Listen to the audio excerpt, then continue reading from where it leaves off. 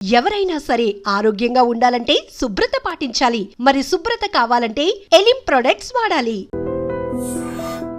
గువ్వల Mahesh alias Subhash అంటే రాచకొండ దళంలో ఉండేవారు.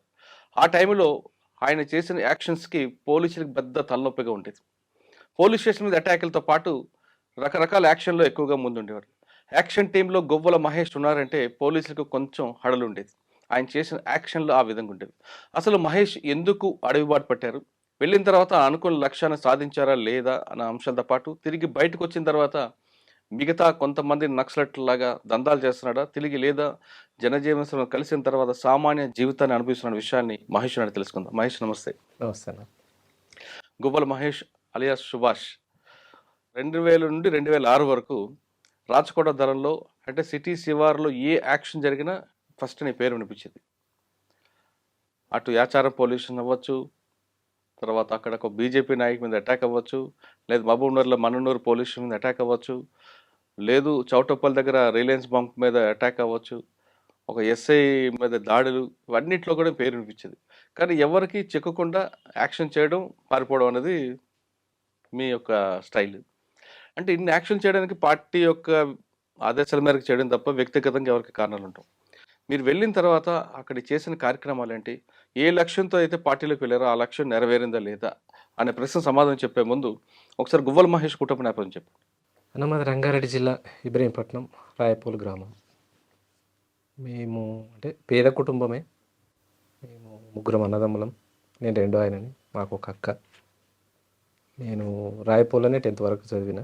10th అయిపోగానే 2000 లాస్ట్ మూమెంట్లో వెళ్ళిపోయాను. ఎందుకు అంత ప్రభావం ఏం చేసింది? ప్రభావం అంటే మా ఊరికి వచ్చేసి రాచకొండ దళానికి ఒక 5-6 కిలోమీటర్ల డిస్టెన్స్ దూరం అంతే. మైదాన ప్రాంతమే మా ఊరు అయినా కూతవేడు దూరమే రాచకొండ కాబట్టి ఎప్పటి నుంచో అంటే 80ల ప్రాంతం నుంచి రాచకొండ దళం మూమెంట్ ఇదంతా నడుస్తున్నది. ఆ ప్రభావం మా ఊరి మీద ఉన్నది. అట్లే మాతో పాటు మా ఇంటి పక్కన ఇల్లు కానీ ఇంకో ఇల్లు కానీ ఇంకా మా చుట్టాలు తెలిసిన వాళ్ళు వీళ్ళందరి దగ్గరికి దళం వచ్చిపోతుండే. అట్లా పరిచయం ఉంది. అందులో భాగంగా మా బావ ఆరుట్లైన ఒక అతను ఉండే, మా సొంత రిలేటివ్ బాబాయ్ చిత్తపురం అశోక్ అని, అశోక్ అలియాస్ పాండు మననూరు దాడిలో చనిపోయాడు తాను. ఆయన ఆర్ఎస్యు ఉండి 7th నుంచే ఆర్ఎస్యు పరిచయాలు మాకున్నాయి. అట్లా ఇట్లా లింకప్ అయ్యి అట్లా వెళ్ళిపోయింది. ఫస్ట్లో మీరు దళంకి వెళ్ళినప్పుడు మీకు బాధ్యులు ఎవరు? ప్రభాకర్ కమాండరు. ప్రభాకర్ అంటే అది మన భవనం శ్రీనివాసరెడ్డి. అచ్చా. మీరు వెళ్ళేసరికి దళంలో అంటే తెలంగాణ వైపు రాచకొండ దళం అనేది బాగా యాక్టివ్ ఉండేది. పార్టీల ప్రభావం ఎలాగుండేది అప్పుడు? అంటే పరిస్థితులు ఏ విధంగా ఉండేవి? మీరు వెళ్ళి తీసుకున్న మీరు ఎక్కడైతే ఏ దళ ప్రభావం ఉందో ఆ గ్రామాల పరిస్థితి ఎలాగుండేది?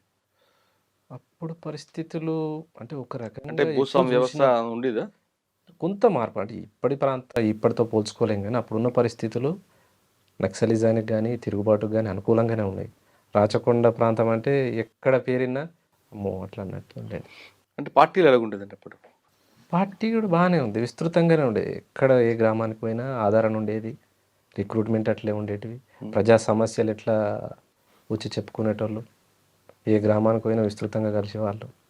మీరు పార్టీలు వెళ్ళేసరికి ప్రజల సమస్య మీద ఎక్కువగా దేని మీద ఫోకస్ అంటే కరువు దాడులు జరిగాయి, భూ పంపిణీ జరిగింది. ఈ రెండింటిలో దేనికి ఎక్కువగా ప్రాధాన్యత ఇచ్చేవారు అప్పుడు?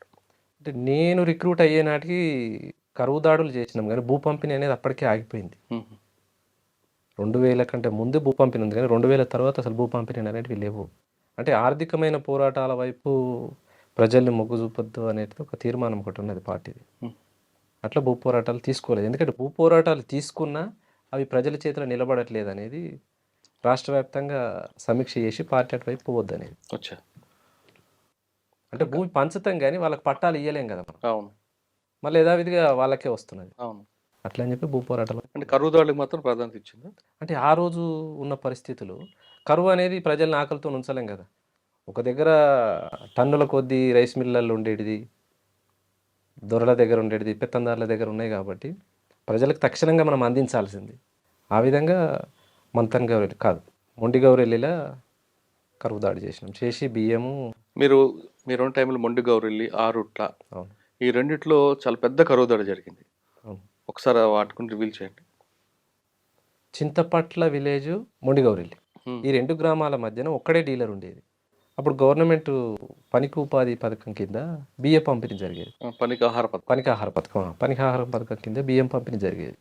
అది సక్రమంగా పంచుతలేరు, జరుగుతలేవు, ఇక అక్రమాలు జరిగి బయట అమ్ముకుంటున్నారు అనేది మనకు వార్త ఉంది. ఇట్లా కాదు మరి కరువు దాడికి సిద్ధపడదామా అనేసి ఒక వారం 10 రోజుల నుంచి ఆ గ్రామాల ప్రజలందరినీ కలిసి ఆ గ్రామాలలో ఉన్న సంఘాలతోని సమాచారం తీసుకొని అందరూ పార్టిసిపేట్ చేయాలి, మరి చేద్దామనంటే చేద్దామని ఒక నిర్ణయానికి వచ్చి దాడి చేసాం. దాడి చేసి బియ్యాన్ని ఎన్ని ట్రాక్టర్ గంటలప్పుడు జరిగింది ఇది? నైటే ఉహు. సాయంత్రం పూట 7 గంటలకు 8 గంటలకు ఊర్లోకి వచ్చేసి 2 గ్రామాల వాళ్ళని తీసుకొచ్చి మీరు తీసుకెళ్ళిపోండి, ఎవరి కాళ్ళు తీసుకుపోయారంటే ఎవరి కాళ్ళు తీసుకుపోయారు కానీ ఎవరంతలో వాళ్ళు సంతులు తీసుకుపోలేదు. తీసుకుపోయి గౌరీల కాడ ఏం జరిగిందంటే వాళ్ళు ఒక బండ మీద ఊరు బయట పోసి పంచుకున్నారు. అది అప్పటికే లీక్ అయిపోయింది. తెల్లారి డిపార్ట్మెంట్ వచ్చిర్రు, కేసులు అయినాయి, అదంతా జరిగింది. ఎవరెవరైతే కేసుల పాలయ్యారో మళ్ళీ వాళ్ళందరినీ కూడా విడిపించినాం. మీరు పార్టీలో వెళ్ళేసరికి మీకు తుపాకీ మీద అవగాహన లేదు, కానీ పార్టీలకు వెళ్ళాక తుపాకీ పట్టుకొని ఎక్కడ ట్రైనింగ్ తీసుకున్నారు? గుట్టల్లోనే, రాజకొండ గుట్టలో? ఫారెస్ట్లోనే. ఎవరికైనా రిక్రూట్ అయిన వాళ్ళ ఎవరికైనా పార్టీ రోజువారీగా శిక్షణ ఉంటుంది. 3 నెలలకో 6 నెలలకో మిలిటరీ క్యాంప్ ఉంటుంది, పొలిటికల్ క్యాంప్ ఉంటుంది. పొలిటికల్ క్యాంపులో పొలిటికల్ శిక్షణ ఇస్తారు, మిలిటరీ క్యాంపులో మిలిటరీ శిక్షణ ఇస్తారు. ఈ రెండిట్లో దేనికి ఎక్కువగా మీరు ఇంట్రెస్ట్ చూపించేవారు? రాజకీయ వైపు వెళ్ళేవారా, లేదు తుపాకీ పట్టుకొని వెళ్ళాలనుకున్నారు? అంటే నేను ఇంట్రెస్ట్ చూపిస్తాం అనేది ఏముండదు. పార్టీ పార్టీ ఆదేశం ఏదైతే చేయమంటారో దానికి వెళ్ళాల్సిందే ఎవరమైనా. నేను ప్రస్తుతానికి రాచకొండ ప్రాంతం, నేను ఇక్కడనే పనిచేస్తా అంటే కుదరదు. పార్టీ నిర్ణయానుసారం నువ్వు వేరే రాష్ట్రం పోవాలన్నా పోవాలి, వేరే జిల్లాకు వెళ్ళాలన్నా వెళ్ళాలి. అచ్చా. అంటే రాజకీయము మిలిటరీ రెండు మిళితమై పొలిటికల్ లైన్లానే వెళ్ళాలి తప్పితే మిలిటరీ ఆధీనంలోకి రాదు. ఓకే, మీరు పనిచేస్తున్న టైంలో కరువు దాడులు చేశారు, అంత బాగుంది. కానీ ఆ ప్రాంతం మంచాల, యాచారం, ఆదిపట్ల ఆ ప్రాంతంలో రాజకీయ చైతన్యం లేదు ప్రజల్లో. అప్పట్లో వాళ్ళకి రాజకీయ చైతన్యం కల్పించడానికి ఏమైనా పార్టీ నిర్ణయం తీసుకున్నప్పుడు? భూ పోరాటాలు కాకుండా కరువు దాడులు చేసినాం. ఇంకోటి గ్రామాలలో ఏ సమస్యలు అయితే ఉన్నాయో దాని మీద తిరుగుబాటుకు ఇప్పుడు మహిళా సంఘాలు ఉన్నాయి, వివిధ రకాల రైతు కూలి సంఘాలు ఉన్నాయి. అప్పటికి పార్టీ సంఘాల మీద పూర్తిగా నిషేధం ఉంది. బయట ఏ సంఘాలు అయితే ఉన్నాయో ఆ సంఘాలలో వీళ్ళని మిళితం చేసి పోరాటాలు చేయించింది రైతులతో. కానీ చిన్నపిల్లల్ని పార్టీలో పిలవడం పట్ల, బాల సంఘం పెట్టడం పట్ల కొంత విమర్శలు వచ్చాయి. దాని పార్టీ ఎప్పుడు బాలల సంఘం పెట్టిరు కానీ బాలలను రిక్రూట్ చేసుకోవడం అనేది జరగలే. ఎక్కడో ఒక చోట జరగవచ్చు, పూర్తిగా జరగలేదని అనను. పిల్లలని అంటే మైనర్లను తీసుకోవాలనేది ఏం లేదు. సరే, మీరు ఉన్న 6 సంవత్సరాల్లో మీకు బాగా గుర్తున్న సంఘటనలు చెప్పండి. మీది ఎందుకు 1 కాదు 2 కాదు, యాక్షన్ టీమ్ చాలా ఉన్నాయి. మన్ననూరు ఒకటి ఉంది. ఫస్ట్ మన్ననూరు అవుట్ పోస్ట్ మీద అటాక్ ఎలా జరిగింది? మన్ననూరు అవుట్ పోస్ట్ దాడి అంటే దక్షిణ తెలంగాణ మావోయిస్ట్ పార్టీ మొత్తం చేసిన దాడి. ఎందుకు మన్ననూరు ఎందుకు ఎంచుకున్నారు? అవుట్ పోస్ట్ అని అంటే మొత్తం ఆర్మీకి సంబంధించి అంటే వెపన్స్, మనకు అనుకూల ప్రాంతం, దాడి చేయడానికి అనుకూలంగా ఉంటుంది, అక్కడి నుంచి మనం రిట్రీట్ చేయడానికి కూడా అనుకూలంగా ఉంటుంది. అట్లని చెప్పి మన్ననూరు నేర్చుకున్నారు. స్టేట్ కమిటీ దాన్ని తీర్మానం చేసి దీని మీద మనం చేయాలనే దాంతో దక్షిణ తెలంగాణ టీం అంతా 3 జిల్లాల వాళ్ళు చేసిన దాడి అది. అచ్చా, ఎలా చేస్తారండి? ఎన్ని రోజులు దీనికి రిహార్సల్ చేస్తారు? 3 జిల్లాల వాళ్ళు 1 నెల పాటు ఫారెస్ట్లోనే ఉండి ఎదడు కట్టెలతోటి స్టేషన్ నిర్మాణం చేసి 1 నెల మొత్తం రిహార్సల్ చేసినాం. ఎక్కడ ఏ టీము దాడి చేయాలి, ఏ టీము రిట్రీట్ కావాలి, ఎట్లా పోతే మనం ఉంటుంది, దీనికి దారులు ఎన్ని దారులను మనం బంద్ చేసి ఎట్లా రిట్రీట్ చేయాలని 1 నెల పాటు రిహార్సల్ చేసి దాడికి వెళ్ళినాం.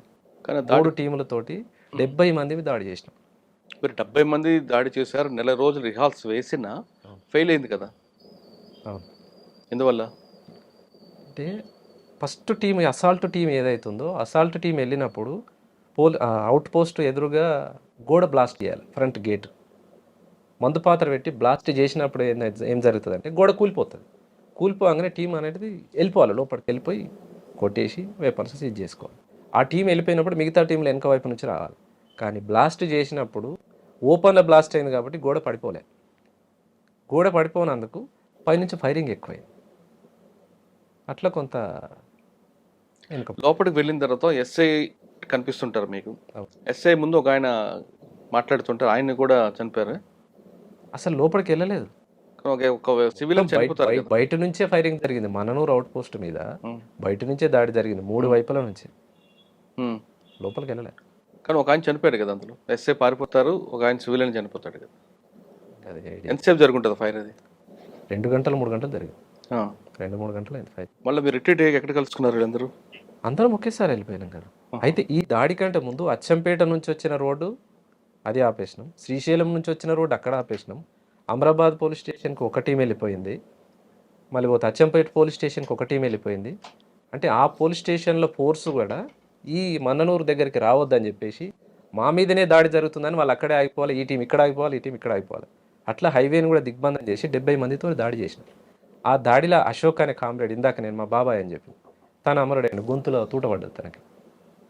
ఆయనకి లోపట సైన్యం అంటే ఆర్మీ శిక్షణ అనేది తక్కువ ఉంది, అంటే బయట సంఘాలలో పనిచేసిండు కానీ మిలిటరీ అనుభవం లేదు. ఆ దాడిలో ఉంటా అన్నాడు, సరే ఉంచాను. ఇంకో కామ్రేడ్కి కాలుకు తూటపడ్డది, ఇంకో కామ్రేడ్కి తొడకు తూటపడ్డది, 2 గాయాలైనవి. అశోక్ అమరుడైండు. అట్లా రిట్రీట్ అయినాం. అంటే అశోక్ అనే వ్యక్తి కామ్రేడ్ చనిపోయారు అక్కడ. అశోక్ అనే కామ్రేడ్ చనిపోయాడు, స్వామికి తొడల తూటపడ్డది. ఇంకా ఆనంద్ అని ఇంకో కామ్రేడ్ ఉండే, తనకేమో కాలు పాదానికి తూటపడ్డది. ఎంతమంది పాల్గొన్నారు? 70 మందిలో ఎవరో ప్రధానంగా ఉన్నారండి అందులో? సాంబశివుడు కూడా టీంకు మొత్తానికి సాంబశివుడు కమాండర్, డిప్యూటీగా రవి నల్గొండ జిల్లా సెక్రటరీ ఉండే. ఎవరు? నల్గొండ జిల్లా సెక్రటరీ రవి. రవి తను డిప్యూటీ కమాండర్గా ఉండే. అట్లా వీళ్ళిద్దరితో పాటు టీంకి ఒక కమాండర్ ఉంటాడు. 3 టీంలు కాబట్టి 3 టీంలు, 3 టీంలు. మీదేంటి? టీం మెంబర్గా ఉన్నా అంతే. కానీ మీరు వెళ్ళారు, ఇంత సక్సెస్ అయ్యారా? తుపాకులు తీసుకుని ఏమన్నా? కాలేదు కదా, దాడి ఫెయిల్ అయింది, వెపన్స్ ఏం రాలేదు. తర్వాత దీని మీద సమీక్ష జరుపుకున్నారా? జరిగింది. దీని సమీక్షలు ఏమొచ్చింది ఇన్పుట్ మీకు? అయితే ఈ దాడి జరుగుతున్నప్పుడే శ్రీశైలం నుంచి వచ్చిన హైవేను ఆపేసినాం కదా, కర్ణాటక పోలీసు వాళ్ళు వచ్చారు. కర్ణాటక పోలీసు వాళ్ళు వచ్చినప్పుడు మనం ఆల్రెడీ నష్టపోయినాము, ఒక కామ్రేడ్ చనిపోయిండు, వీళ్ళందరినీ కూడా ఇక్కడ వేసేద్దాం అనేది మనోళ్ళు అక్కడ ఆపిన టీం మాట్లాడి మనకు వాకిటాకిలే చెప్తే సాంబశివుడు వాళ్ళు ఏం మాట్లాడారంటే, లేదు వాళ్ళు సివిల్గా వచ్చారు, 11 మంది వచ్చారు కర్ణాటక పోలీసు. ఎందుకు వాళ్ళు ఎందుకు వచ్చారు? శ్రీశైలం దర్శనానికి పోయి రిటర్న్లో వస్తున్నారు వాళ్ళు. రిటర్న్లో వచ్చేటప్పుడు మనోళ్ళు రోడ్ ఆపేసారు కదా, రోడ్ ఆపిన దగ్గర మేము పోలీసు, మీరు కూడా ఇక్కడ ఆపిరు అనేసి వాళ్ళు మాట్లాడితే మీరు పోలీసా అని చెప్పేసి మనోళ్ళు పట్టేసి కట్టేసి వెనకకు ఆపిరాలు. మనది అది ఎట్లయినా ఫెయిల్ అయింది కదా, మరి ఇక్కడ వీళ్ళు దొరికిరు 11 మంది, వీళ్ళని వేసేద్దామని మాట్లాడితే వద్దు తప్పు, మనం అట్లా చేయొద్దు, దాడికి పోయిన దగ్గర ఏమైనా జరగవచ్చు కానీ వాళ్ళు సివిల్గా దొరికిరు మనకు తప్పని చెప్పి వాళ్ళని అట్లా అక్కడ ఉంచేసి గ్రేటే కదా, వదిలేసిన. ఏం చేయలేదు వాళ్ళు. అంటే ఆయన గొప్పతనం అనుకోవాలా లేదా పార్టీ నిర్ణయం? అది పార్టీ నిర్ణయం ఒకటి ఉంటుంది, అప్పటికప్పుడు నిర్ణయాలు తీసుకునే దాంట్లో కూడా నాయకత్వ గొప్పతనం కూడా ఉంటుంది కొన్ని విషయాలలో. తర్వాత మీకు బాగా గుర్తుండిపోయిన సంగతి చెప్పండి. యాచారం పోలీస్ స్టేషన్ కానీ? యాచారం పోలీస్ స్టేషన్ అప్పుడు నేను లేను, అప్పటికి నేను రిక్రూటే కాలేదు. మంచాల పోలీస్ స్టేషన్ ఏం జరగలేదు. మంచాల దగ్గర కూడా అంబుష్ చేస్తారు, చేసాడు. ఎందుకు? ఆయన కోసం? ఎందుకంటే ఎస్ఐ కోసం కాదు అది చేసింది. అప్పుడు జన్మభూమి ప్రోగ్రామ్ ఏదో జరుగుతున్నది, దేవేందర్ గౌడ్ మంత్రి గారు ఉన్నారు, పుష్పలీల మంత్రి గారు ఉన్నారు. అప్పుడు దేవేందర్ గౌడ్ కోసం అనేది పెట్టింది, కానీ హోమ్ మినిస్టర్ కోసం. ఇక మారుమూల ప్రాంతం రావద్దని మరి వాళ్ళకి ఎస్ఐబి ఇన్స్ట్రక్షన్స్ ఏమున్నాయి కానీ వాళ్ళు రాలేదు. వాళ్ళు వస్తారు అనే దాంతో పెట్టింది కాబట్టి వాళ్ళు రాలేదు, ఏదో జరగని అనేసి కొట్టేసారు. వస్తారని పెట్టారు కానీ ఎస్ఐ వచ్చారు అక్కడికి. డిపార్ట్మెంట్ వస్తున్నది, సరే డిపార్ట్మెంట్ అయినా ఏం కాదులే అనే దాంతో కొట్టారు. బ్లాస్టింగ్లో తను ఎస్ఐ ఇంకో కానిస్టేబుల్ చనిపోయినట్టున్నారు. ఎస్ఐ గాయాలైనట్లే కదా? లేదు 2 చనిపోయారు, ఎస్ఐ ప్లస్ సంజీవరావు ఎస్ఐకి సంఘటన. సంజీవరావు ఎస్ఐకి ఏమో క్లెమోర్ మైన్స్ దాడిలో తనకు గాయాలైనవి. చాలా ఎందుకు అది? క్లెమోర్ మైన్స్ ఎక్కడ అంటే మన మొండిగౌరిల్లి అనే ఊర్లో కూమింగ్ పార్టీస్ ఎప్పుడు ఒక బాయ్ దగ్గర నుంచి వచ్చిపోతుండేది. మేము వచ్చిపోయే దారులు వాళ్ళకి ఎట్లయితే తెలుస్తాయో వాళ్ళు వచ్చిపోయే దారులు కూడా మాకు తెలుస్తాయి కదా, అట్లా వాళ్ళు వచ్చిపోయే దారిలో క్లెమోర్ మైన్స్ పెట్టి అంబుష్ ఏర్పాటు చేసినాం. రాళ్ళ గోడ, తెట్టగోడ అంటాం కదా, తెట్టగోడల మైన్స్ పెట్టి క్లెమోర్ మైన్స్ పెట్టి కూర్చున్నారు. వాళ్ళు తీరా దగ్గరికి వచ్చిన తర్వాత, అంటే మన పాయింట్ బ్లాక్లోకి వచ్చిన తర్వాత పేల్చాలి అవి. రాకంటే ముందే కొంత మనోళ్ళు ఆతృతతోటి ముందే ఒత్తిరు, తెట్టగోడలు పెట్టారు కాబట్టి ఆ రాళ్ళు ఎగిరిపోయి తగిలినాయి అంతే. నిజంగానే దగ్గరకు వస్తే ఆ రోజున్న కూమింగ్ పార్టీ మొత్తం ఎగరాల్సింది. అట్లా జరగదు. ఈ టెక్నికల్ సపోర్ట్ ఎవరు ఇచ్చారు అప్పుడు మీకు? శిక్షణ ఉంటుంది కదా, మిలిటరీ శిక్షణలో. ఓకే, క్లెమర్మెంట్స్ వాడడం, అది క్లెమోర్స్ కానీ గ్రెనేడ్స్ కానీ అన్ని రకాల వెపన్స్. అన్న మీరు చేసిన అన్ని యాక్షన్లో బాగా టఫ్ వచ్చిన యాక్షన్ చెప్పండి. బాగా కష్టపడ్డాం దీంట్లో అని. టఫ్ అని అంటే ఇక మన్ననూరే అందరం కష్టపడ్డాం కానీ ఫెయిల్ అయింది. 1 నెల పాటు కష్టపడి 3 జిల్లాల టీం అంతా. అంటే ఫెయిల్ అయింది ఏంటంటే మనం దాడికి వెళ్తాం, దాడిలో వాళ్ళు చేస్తారా మనం చేస్తామా ఇక అది చెప్పలేము. సరే వెళ్ళారు, ప్రజల కోసం పోరాటం చేశారు. ఇప్పటికైనా మీకు అమ్మా నాన్న గుర్తు రాలేదా? వస్తారు కదా, ఉమ్. అమ్మ నాన్నని మర్చిపోం కదా, పిలిపించుకున్నారా, మీరు వెళ్ళారా? ఎప్పుడు పిలిపించుకోలేదు. కానీ మీకోసం పోలీసులు మీ ఇంటికి వెళ్ళి తలుపులు కొట్టారు కదా, తెలుసా? ఒక్కసారి కదా, 100 సార్లు. మరి అప్పుడు మీకు బాధ అనిపించలేదా? నక్సలైట్లలో పోయిన ప్రతి కుటుంబము బాధలు పడ్డోళ్ళే, అంత ఆషామాషిగా ఏముండదు. ఎక్కడ ఏం జరిగినా కుటుంబాన్ని తీసుకుపోవడం, ఎక్కడో జరిగితే ఇగో మీ పిల్లలు చనిపోయినరు, మీ కొడుకు చనిపోయిండు, ఇగో మీకు ఇది ఇస్తాం రండి, మీకు అది ఇస్తాం రండి. గుబ్బల మహేష్ కోసం అప్పుడులో పోలీసులు ముందు భయపెట్టడం, తర్వాత బెదిరించడం కాకుండా బుజ్జగించడం కూడా చేసేవారు. మీ ఇంటికి వెళ్ళి మీ అమ్మగారికి నాన్నగారికి బట్టలు పెట్టడం ఒక కార్యక్రమం పెట్టారు. అది కూడా వినకపోతే ఇల్లు బ్లాస్ట్ చేయించారు. ఈ రెండు సంఘటనలు మీకు తెలిసే ఎప్పుడైనా? ఇల్లు బ్లాస్ట్ ఏం జరగలే, కానీ కానీ కొట్టడం ఇబ్బంది చేశారు. కొట్టడం జరిగింది. మా తమ్ముడిని అంటే ఇల్లు మీ అమ్మగారిని అందరిని కొట్టారు, ఇల్లు కూలుస్తామని చెప్పారు. అవును. అది కూడా వినకపోతే బట్టలు ఇచ్చి కూడా మంచి చేసుకుందాం చూశారు. అవును. ఈ రెండు సంఘటనలు మీకు నోటీస్కి వచ్చాయా? వచ్చినాయి. ఏమన్నారు అప్పుడు మీరు?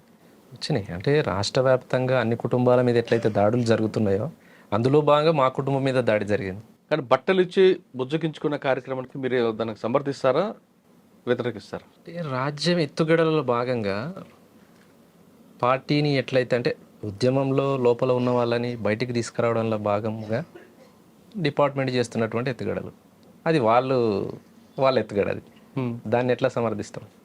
అంటే ఇప్పుడు ఎట్లా నేను ఎట్లా బయటనే ఉన్నా అనుకో, ఆ రోజున్న పార్టీ ఆలోచన ప్రకారంగా అవి అనేది తప్పు, వాటిని ఏవి కూడా మనం పరిగణలోకి తీసుకోవద్దు.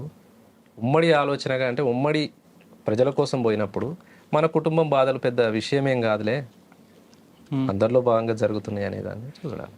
కానీ దానికి కౌంటర్గా పార్టీ కూడా ఒక నిర్ణయం తీసుకుంది అప్పట్లో. అది వాస్తవా కాదో తెలియదు. మీరు కూడా కొంతమంది ఎవరైతే బాగా టఫ్ ఉన్న పోలీస్ ఆఫీసర్ ఉన్నారో వాళ్ళ ఇంటికి వెళ్ళి మీ భర్త ఉద్యోగాలు రాజీనామా చేయించండి అంటూ వాళ్ళకి స్వీట్ బాక్సులు ఫ్రూట్స్ ఇవ్వాలని ప్రయత్నం చేశారనేది ఒక వార్త ఉంది. అది వాస్తవం? మా దగ్గర అయితే జరగలేదు, ఉంటే జరిగిందేమో మిగతా జిల్లాలలో, కానీ నల్గొండ జిల్లా కమిటీ పరిధిలో మాత్రం అదేం జరగలేదు. మిగతాది జరిగి ఉండొచ్చు. ఇప్పుడు బాగా వార్త వచ్చింది, ఉండొచ్చు. నక్సలైట్ కూడా పోలీస్ ఇంటికి వెళ్ళి వాళ్ళని కూడా మీరు ఎలాగైతే ఎత్తు కూడా వేస్తారు వాళ్ళు కూడా అదే ఎత్తు కూడా. అయితే పొలిటికల్గా లీడర్స్ ఎవరెవరైతే ఉన్నారో వాళ్ళ కుటుంబాలకి ఇవి అయితే చెప్పినాం, కానీ పోలీస్ ఆఫీసర్లకు చెప్పింది అయితే లేదు. మీరు క్రియాశీల రాజకీయాలకు దూరంగా ఉండండి, మీరు చేయడం మూలంగానే ప్రజలకి ఇబ్బందులు ఎదురవుతున్నాయి. మీరు వెళ్ళి చెప్పారు నల్గొండలో? ఏ పార్టీ కమిటీ నిర్ణయించిన ప్రకారం రాజీనామా చేయమని చెప్పారా? మీ క్రియాశీల రాజకీయాలకు రాజీనామాలు చేయండి, లేకపోతే ప్రజల చేతుల్లో మీకు శిక్షలు. వీళ్ళు వ్యక్తిగతం కలిసారా, కరపత్రాలు వేసారా? వీలైన దగ్గర వ్యక్తిగతం కలిసినాం, లేని దగ్గర లెటర్లు పంపించినాం. మీరు వ్యక్తిగత కలిసిన రాజకీయ నాయకులు ఎవరండి? నేను వ్యక్తిగతంగా గెలవాలి. పార్టీ అది పార్టీ ఆదేశాలు ఎవరిని లెటర్లు పంపించినాం, నేను ఎవరిని గెలవాలి. గుబ్బల మహేష్ అలియాస్ సుభాష్కి దినచర్య ఏ విధంగా ఉంటుంది పార్టీలో? నార్మల్గానే ఉంటుంది, అందరికీ ఉన్నట్టే, కమాండరు స్థాయిలో రోజువారీ కార్యక్రమాలు ఏముంటాయి. కానీ ఎందుకు అన్ని యాక్షన్ జరిగిన మీ పేరు ఎక్కువ బయటకు వినబడేది? వినపడ్డ దాంట్లో అన్నిట్లలో నేను ఉన్నాను ఏం కాదు, కాకపోతే డిపార్ట్మెంట్కి ఒక లైన్ ఉంటుంది వాళ్ళకి. రాచకొండ దళంలో ఒక 10 మంది ఉన్నారు అనుకో, 10 మందిలో ఎవరు చేయగలుగుతారు, ఫలానా ఫలానా ఫలానా, వాళ్ళకు కూడా సమాచారం వాళ్ళకు ఉంటుంది. దాంట్లో ఆ పర్సన్ లేకపోయినా వాళ్ళ పేరు వస్తుంది. అన్నిట్లలో నేను ఉన్నాను ఏం చెప్పాను, పార్టీ నిర్ణయానుసారం జరిగేవి జరుగుతాయి. ఇక్కడ చోటబ్బల్ దగ్గర రిలయన్స్ పెట్రోల్ పంప్ అయితే దాంట్లో ఉన్నాం, రాచకొండ దళం అంతా ఉన్నది. ఎవరి కోసం అక్కడ మీరు మాటేశారు? సిఐ సలీం పాషా ఉండే అప్పుడు, చౌటప్పల్ సిఐ సలీం పాషా వస్తాడు. అంతకు ఒక 15-20 రోజుల ముందు రిలయన్స్ పంప్లో డబ్బులు ఎత్తుకపోయారు. అవును, నక్సలైట్ల పేరు చెప్పి పార్టీ పేరు చెప్పి ఎత్తుకపోయారు. అప్పటి నుంచి రెగ్యులర్గా వస్తున్నాడు తను, అంటే ఏదో ఒక టైంలో సిఐ గారు వచ్చి దాన్ని విజిట్ చేసి వెళ్ళిపోతున్నాడు అనేది మనకు సమాచారం. సరే సిఐ వస్తున్నాడు కదా అనేసి మేము రెక్కి చేసినాం, టీం అంతా వచ్చినాం. పెట్రోలింగ్ వెహికల్ రాగానే మేము అటాక్ చేసినాం, రోడ్ దాటి. పక్కన గుట్టలు ఉంటాయి. అవును, ఆ గుట్టకే ఉండి రోడ్ దాటినాం. ఇప్పుడు విజయవాడ హైవే ఉంది కదా, అవును, పెట్రోలింగ్ వెహికల్ వచ్చింది, మేము చూస్తానే ఉన్నాం. అంతకు ఒక 1/2 అవర్ ముందు అక్కడే ఉన్నాం, ఉండి చెట్లలో మాటేసి కూర్చొని. వెహికల్ ఎంతమంది ఉన్నారు అప్పుడు? 12 మంది ఉన్నాం. 12 మంది ఉండి దాడి చేసినాం, కానీ సలీం పాషా గారు రాలేదు. ఏం జరిగింది ఆ ఘటనలో? దాడి ఎప్పుడైతే ఎంటర్ అయినామో, ఎంటర్ అవడంతోనే మేము ఫైరింగ్ ఓపెన్ చేసినాం. మొత్తం అయిపోయిన తర్వాత తెలిసింది సలీం పాషా లేడు అనేది. అయ్యో, అంటే వ్యక్తిగా మేము మా ముఖాలు తెలిసి ఉండవు కదా. అందులో ఎంతమంది చనిపోయారు? 4 అనుకుంటా, 4 పోలీసు వాళ్ళు. అక్కడ రిట్రీట్ అయిన తర్వాత ఏ విధంగా ఇలా బయటకు మీరు? రోడ్డు దాటినామంటే ఫారెస్టే కదా, కదా. అవును, గుట్టలు కదా, పుట్టనే కదా, నడుచుకుంటూ వెళ్ళిపోతాం. ఎంత దూరమైనా నడుచుకుంటూ వెళ్ళాల్సిందే. కాబట్టి మిగతా అడవికి రాచకొండ దళానికి ఒక తేడా ఉంది, టెరైన్ ప్రాబ్లం. గుట్టలే తప్ప పెద్దగా ఫారెస్ట్ కనిపించదు. గుట్టలే. ఆ, కానీ ఈ గుట్టల్లో యాక్షన్ చేసి తప్పించుకోవడం అనేది కొంచెం కష్టం పని కదా. కష్టమే. అటువంటి కష్టాలను ఎదుర్కొన్నారా ఎక్కడైనా ఒక దగ్గర? ప్రతిరోజు ఉండేటివి అవి. ఆ, ఒక గుట్ట ఎక్కి ఇంకో గుట్ట దిగాల్సిందే. అంటే నల్లమల్ల అడవిలాగా కంటిన్యూషన్ ఫారెస్ట్ కాదు. అవును. ఒక ఊరుకు పోవాలన్నా మళ్ళీ ఇంకో గుట్ట దిగాల్సిందే. అటు నుంచి ఇంకోటి ఆ గుట్టలలో కూడా కనిపిస్తాం కదా, చెట్లు ఉండవు కదా. ఉంటాయి లైట్గా, మామూలుగా చెట్లు ఉంటాయి, గుండ్లు ఉంటాయి. ఏదో అనువైన ప్రాంతం చూసుకొని ఉండవలసిందే. కానీ అంత ఇబ్బందులతో కూడుకున్నదే. ఇంకేం చేశారు మీరు యాక్షన్లో? బస్సులు దాడి చేయి. రియాజ్ చర్చలకు ప్రతినిధి రియాజ్ ఉన్నాడు కదా, రియాజ్ ఎన్కౌంటర్కి నిరసనగా తూప్రాన్పేట గేట్ మీద బస్సులు తగలబెట్టాయి. ఒక 4 బస్సులు, 4, 5 అనుకుంటా. RTC bus. ఆర్టీసీ బస్సులు దగ్ధం చేయడం వెనుక ప్రజల ఆస్తే కదా అది. అవును. మరి ప్రజల ఆస్తిని దగ్ధం చేస్తే మీరు ఎవరికి నష్టం చేస్తున్నట్లు? ఒక రకంగా ప్రజలకే నష్టం అది. కానీ అంటే మీరు చేసే పని వల్ల ఆ ప్రాంతంలో బస్సులు ఆకుండా ఆ రోజులు ఉన్న పరిస్థితి ప్రకారంగా ప్రజలకే నష్టం. కానీ మేము చేసే పని కూడా ప్రజల కోసమే కదా అని ఆలోచన. కరెక్ట్, ప్రజల కోసమే. కానీ ప్రజల ఆస్తిని దగ్ధం చేయడం కాకుండా మీరు బస్సులు దగ్ధం చేయడం వల్ల ఆ గ్రామాలకు బస్సులు వచ్చేవి కావు. మారుమూల గ్రామాలకు వచ్చే బస్సులు ఎక్కడ కూడా తగలబెట్టలే. హైవే మీద సూపర్ ఎక్స్ప్రెస్ లైఫ్ పోతాయి కదా, అవి మేము తగలబెట్టి. మారుమూల గ్రామాలకు పోయే బస్సులు నైట్ ఆర్డర్లు చాలా బస్సులు వస్తాయి. కానీ మీరు చేస్తుంటే వాళ్ళకి పనిష్మెంట్ కావాలి అని డిపార్ట్మెంట్ అప్పుడు ప్రజలను ఇబ్బంది పెట్టింది వాస్తవం. కొన్ని గ్రామాలకు బస్సులు బంద్ చేసింది వాస్తవం. గవర్నమెంట్ ఇబ్బందులు అయినాయి. మీరు ఇంకా చేసిన యాక్షన్ ఏమన్నా అక్కడ? ఈ ఇన్ఫార్మర్ పేర్లతోని చాలా మందిని జరిగినాయి అనుకో గ్రామాలలో. ఇటు రాచకొండ, రంగారెడ్డి గ్రామాలు జరిగినాయి. కింద నల్గొండ, నారాయణపూర్ సంబంధించిన రంగారెడ్డిలో ఎక్కడ చేశారు మీరు యాక్షన్? రంగారెడ్డిలో 3-4 పెద్దగా ఏం లేవు. పొద్దున్న యాక్షన్ చేసి సాయంత్రం ఎక్కడ ఉండేవారు? ఫారెస్టే. అంటే కూతవేడి దూరం రాచకొండ అడవి కదా, ఫారెస్టే. యాక్షన్ అయిన తర్వాత దానికి కౌంటర్గా పోలీసు కూడా చేస్తారు. అందులో భాగంగా మీకు కానీ మీ కుటుంబ సభ్యులు కానీ లేదా సానుభూతి పరులు కానీ ఖచ్చితంగా ఒక యాక్షన్ జరిగేది. ఆ ఆలోచన ఎప్పుడైనా వచ్చిందా? ఖచ్చితంగా వాళ్ళ యాక్షన్ అనేది ఉంటుంది కదా గవర్నమెంట్ది. అరెస్టులు, జైళ్ళు, దెబ్బలు రకరకాలు జరిగింది. అంటే మీరు చేసిన యాక్షన్కి పోలీస్ చేసిన రియాక్షన్ ఏమో గుర్తు చెప్పండి. ఒకటి 24 గంటల్లో ఒకటి జరిగేది. అయితే ఇప్పుడు బియ్యం పంపిణీ జరిగింది కదా మొండిగౌరెల్లి దగ్గర, తెల్లారే డిపార్ట్మెంట్ వచ్చి అందరిని వేసుకుపోయారు. చెర్లపల్లి జైలుకు పట్టించారు. రకరకాల ఇబ్బంది, ఎన్ని కుటుంబాలు ఇబ్బంది పడాలని అన్ని కుటుంబాలు ఇబ్బంది పడ్డాయి. అక్కడ చేసిన సంఘటన రాష్ట్ర వ్యాప్తంగా పార్టీ అమలు చేస్తే కొంతలో మార్పు ఉండేది. ఎట్లా అంటే ఎవరైతే బియ్యం పంపిణీలకు పాల్గొన్న సభ్యులు ఎవరైతే ఉన్నారో, అంటే ఆ రోజు ఉన్న గ్రామస్తులు కావచ్చు, ఇబ్బందులు పడ్డ వాళ్ళందరినీ కూడా ఖర్చులు పెట్టి, ఎవరైతే లీడర్ ఆ రోజు ఆ గ్రామాలకు సంబంధించిన పెత్తందారులు ఉన్నారో వాళ్ళ ద్వారా ఖర్చులు పెట్టించి, జైలు ఖర్చులు, కోర్టు ఖర్చులు భరించి వాళ్ళ రిలీజ్ చేయించినాం. మీరా? అంటే ఆ రోజు రాచకొండ సంబంధించి పార్టీ తీర్మానం అది. ఎవరైతే లోకల్ పెత్తందారులు వాళ్ళని వాళ్ళ ఇంటికి పోయి హెచ్చరించి వాళ్ళు జైలుకు పోవడానికి కారణం మీరే, ఎట్టి పరిస్థితుల్లో వాళ్ళని మీ ఖర్చులు భరించి మీరు వాళ్ళని తీసుకురావాలన్నప్పుడు విడిపించారు. ఆ పాలసీ మిగతా అన్ని కూడా చేస్తుంటే బాగుంటుంది, కొంత బాగుండేది. ఎక్కడ సంఘటన జరిగినా మీరు అన్నట్టు పోలీసు నుంచి ఇబ్బందులు అయ్యేది. జైళ్ళు, కోర్టులు, రకరకాల ఇబ్బందులు. అంత పేద కుటుంబాలలో పని చేసుకుంటేనే కుటుంబాలు గడిచేటివి. అట్లా రాష్ట్ర వ్యాప్తంగా జరగలేదు. కానీ అప్పట్లో మీరు చేసే కార్యక్రమం మీకు సపోర్ట్ ఇస్తే ఒకవైపు పోలీసుల నుంచి, ఒకవేళ ఇవ్వకపోతే మీ వైపు, ఈ రెండు మీ ఇద్దరి మధ్యన చాలా మంది పేదవాళ్ళ, గ్రామీణ ప్రాంత వాళ్ళు నలిగిపోయారు. గుర్తుందా మీకు? నలిగిపోవడం అనేది పార్టీ ఎవరిని కూడా ఇబ్బంది పెట్టదు. బయట మీడియా వాడే పదం కావచ్చు, ఇప్పుడు మీరు అన్నది పోలీసు ప్రచారం చేస్తున్న పదం కావచ్చు. కానీ ప్రస్తుతానికి నేను ఉదాహరణకు మీ దగ్గరకు వస్తాను, మీరు సహకరిస్తే అంటేనే మీ దగ్గరకు వస్తాను తప్పితే బలవంతంగా ఎవరిని కూడా చేయదు పార్టీ. అట్లా ఇబ్బంది పెట్టదు. కానీ గ్రామాల నుంచి మీకు ఆహారం రాకపోతే మీరు ఉంటారు కదా లోపల, వాళ్ళ సపోర్ట్ ఉంటే కదా మీరు లోపల ఉంటే. ప్రజల సహకారం ఉన్న రోజులే పార్టీ నడవగలిగింది. మీకు ఆహారం పెడితే పోలీసుల నుంచి కేసులు ఉండేవి. తప్పని పరిస్థితుల్లో వాళ్ళు మీకు ఇచ్చేవారు, వాళ్ళ మీద మీ మీద అభిమానం ఉన్నా. కానీ పోలీసులు వేధింపులు తట్టుకోలేక ఆహారం ఆపేస్తే మీ వైపు నుంచి కూడా వాళ్ళకి ఒత్తిడి ఉంటుంది కదా. అట్లా ఏం లేదు. అట్లా ఒత్తిడి అనేది ఏం లేదు. ఎవరిని కూడా అట్లా మేము ఒత్తిడి చేయం. ఒకవేళ అట్లా ఒత్తిడి చేసి మేము తెప్పించుకుంటే మాకు సరిగా అన్నం వస్తుంది అనేది లేదు. అంటే ఇబ్బంది పెట్టి వాళ్ళని అన్నం తెప్పించుకుంటే. కానీ లోయపల్లి ఇలాంటి గ్రామంలో మీ బాధితులు చాలా మంది ఉన్నారు. మా బాధితులు అంటే మీ బాధితులు అంటే ఆహారం అంతక మీ వేధింపులు తట్టుకోలేక చాలా మంది పోలీసులకి వచ్చి ఇన్ఫర్మేషన్ ఇచ్చేవారు. తప్పదు. అట్లా ఎవరిని కూడా మేము ఇబ్బంది పెట్టింది లేదు. పోలీసులు అంటే డిపార్ట్మెంట్ ఎన్కౌంటర్లు చేయాలని చెప్పి, నక్సలిజాన్ని రూపుమాపాలని చెప్పి రకరకాల ఎత్తుగడలతోటి వాళ్ళు వస్తున్నప్పుడు మేము ఇబ్బంది పెట్టి అన్నం తెప్పించుకుంటే అన్నంలో విషయం కలిపిన సంఘటనలు చాలా ఉన్నాయి కదా. అటువంటి ఎప్పుడైనా ఎదురై? నాకేం జరగలేదు. రాష్ట్ర వ్యాప్తంగా జరుగుతుంది కదా.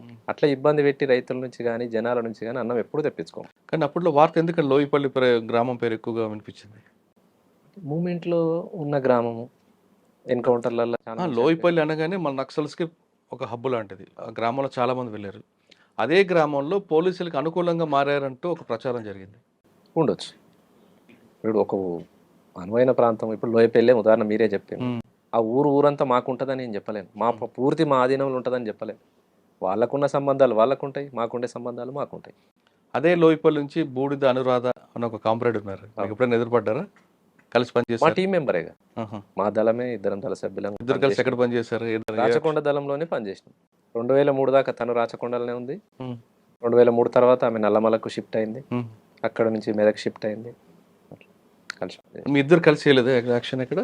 దేవులమ్మ నాగారంలో ఇన్ఫార్మర్ జరిగిన దాంట్లో ఒకరిద్దరు ఇన్ఫార్మర్లను శిక్షించిన దాంట్లో ఉన్నాం. కానీ ఆమె పేరు మీ పేరు ఎందుకండి ఎక్కువ అనిపించేది అప్పట్లో? యాక్షన్ జరిగిందంటే అదే ఇందాక నేను అన్నట్టు ఒక టీంలో ఎంతమంది ఉన్నారు, వాళ్ళ ఎవరెవరైతే చేయగలుగుతారనే డిపార్ట్మెంట్కి ఉన్న నాలెడ్జ్ ప్రకారం వాళ్ళు బయటకు రిలీజ్ చేసేది.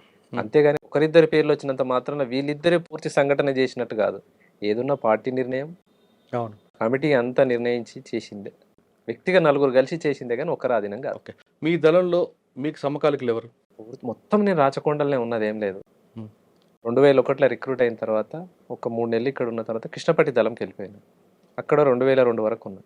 2002 తర్వాత అక్కడ ఉన్నాక మళ్ళీ 2003కు మళ్ళీ రాచకొండకి షిఫ్ట్ చేసి. రాచకొండలో కానీ కృష్ణపట్టదలో కానీ మీకు సమకాలికులు ఎవరు ఉన్నారా? ఆల్మోస్ట్ అందరు సమకాలికలు. అంటే ఏరియా కమిటీ ఉంటుంది, ఏరియా కమిటీ మెంబర్స్ ఉంటారు, వాళ్ళపైన ఏరియా సెక్రటరీ ఉంటాడు. ఏరియా కమిటీ మెంబర్స్ అందరూ కూడా సమకాలికులే. కానీ యాక్షన్లో మీతో పోటీ పడే వాళ్ళు ఎవరు ఉన్నారు? ఎవరికి చెప్పిన పని వాళ్ళు చేసేటోళ్ళు. ఆల్మోస్ట్ ఒక 2 పేరు చెప్పండి. మల్లేష్ ఉండే, మల్లేష్ బాగానే ఉండేది. ఇంకా ఇంకొక మల్లేష్ ఉండే. ఓకే. అంటే మీ దళంలో సాంబశివుడు యొక్క రాజకీయ ఉపన్యాసాలు ఎలాగుంటాయి? ఆయన మోటివేషన్ ఎలాగుంటాయి? బాగుండేది. అంటే తను ఒక 15-14 సంవత్సరాల ఉద్యమ అనుభవము. పొలిటికల్గా బాగానే ఉండేది, మిలిటరీ కూడా బాగానే ఉండేది. తను దాడులలో ఉన్నాడు, మన టీంలో ఉన్నాడంటే ఉన్న క్యాడర్కి అంతా కూడా కొంత మోరల్ సపోర్ట్ అనేది ఉండే. పెద్ద నాయకుడు మనతో పాటు ఉన్నాడు, ఏం కాదులే, మనం తక్కువ మంది ఉన్నా కొట్టగలుగుతాంలే అనే ధీమా అనేది ఉంటుంది. ఒక state secretary, state committee member మనతో పాటు ఉన్నాడు అంటే ఉంటుంది. కానీ యాక్షన్ చాలా ఫాస్ట్గా, నిర్ణయం కూడా చాలా ఫాస్ట్గా ఉంటాయి కదా. ఉంటాయి. కానీ పార్టీలో అంత వేగంగా నిర్ణయం తీసుకోవడం కూడా పార్టీ ఒప్పుకోదు కదా, ఆలోచించి నిర్ణయం తీసుకోవాలి కదా. అంటే దీంట్లో ఏంటంటే ఏదైనా కమిటీ తీర్మానం అనేది ఒక వ్యక్తిగా వచ్చేది కాదు. ఒక జిల్లా సెక్రటరీ ఉండని, స్టేట్ సెక్రటరీ ఉండని ఫాస్ట్గా వస్తాయి, తను ఒక్కడే తీసుకోగలుగుతాడు అనేది ప్రచారం. అంటే ఆ వ్యక్తి పాత్ర లేదని నేను అనను. ఏదైనా వ్యక్తి పాత్ర ఉంటుంది, అందులో భాగంగా కమిటీ పాత్ర కూడా ఉంటుంది. ఏ సంఘటన వెనుక కూడా వ్యక్తి పాత్ర కంటే కమిటీ పాత్ర అనేది ఉంటుంది. అందులో సాంబశివుడైనా కావచ్చు, శాఖమూరి అప్పారావు అయినా కావచ్చు, మాధవ్ కావచ్చు, రామకృష్ణ కావచ్చు, అందరి పాత్ర ఉంటుంది. ఎప్పుడైనా మీరు నల్లమల దళం ఉంది లేదా మెదక్ నుంచి కానీ ఈ దళం పాస్ అవ్వాలంటే మీ రాచకొండ మీద నుంచి దళం పాస్ అవ్వాలి. ఎప్పుడైనా ఒక మంచి కేంద్ర కమిటీకి కానీ వాళ్ళకైనా దారి చూపించారా? చాలా. అంటే 2000 చౌటప్పల్ దగ్గర సంసార్ నారాయణపూర్ దగ్గర క్రాస్ అవుతారు కదా. ఇక్కడ అనేది ఏం లేదు. అంటే వాస్తవానికి 2001లో మెదక్ జిల్లాని ఎత్తేసినప్పుడు మాధవ్ అక్కడనే ఉన్నాడు, ఇక్కడ మెదక్ జిల్లాలో.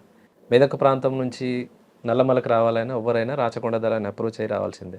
మెదక్ నుంచి వచ్చిన తర్వాత సిద్దిపేట ఈ ప్రాంతం నుంచి భువనగిరి ఆలేరు దళం టచ్ అవుతుంది. ఆలేరు దళం తర్వాత రాచకొండ దళం, రాచకొండ దళం కనగల్ దళం తర్వాత కృష్ణపట్టి అంటే నల్లమలకు టచ్ అప్పుడు.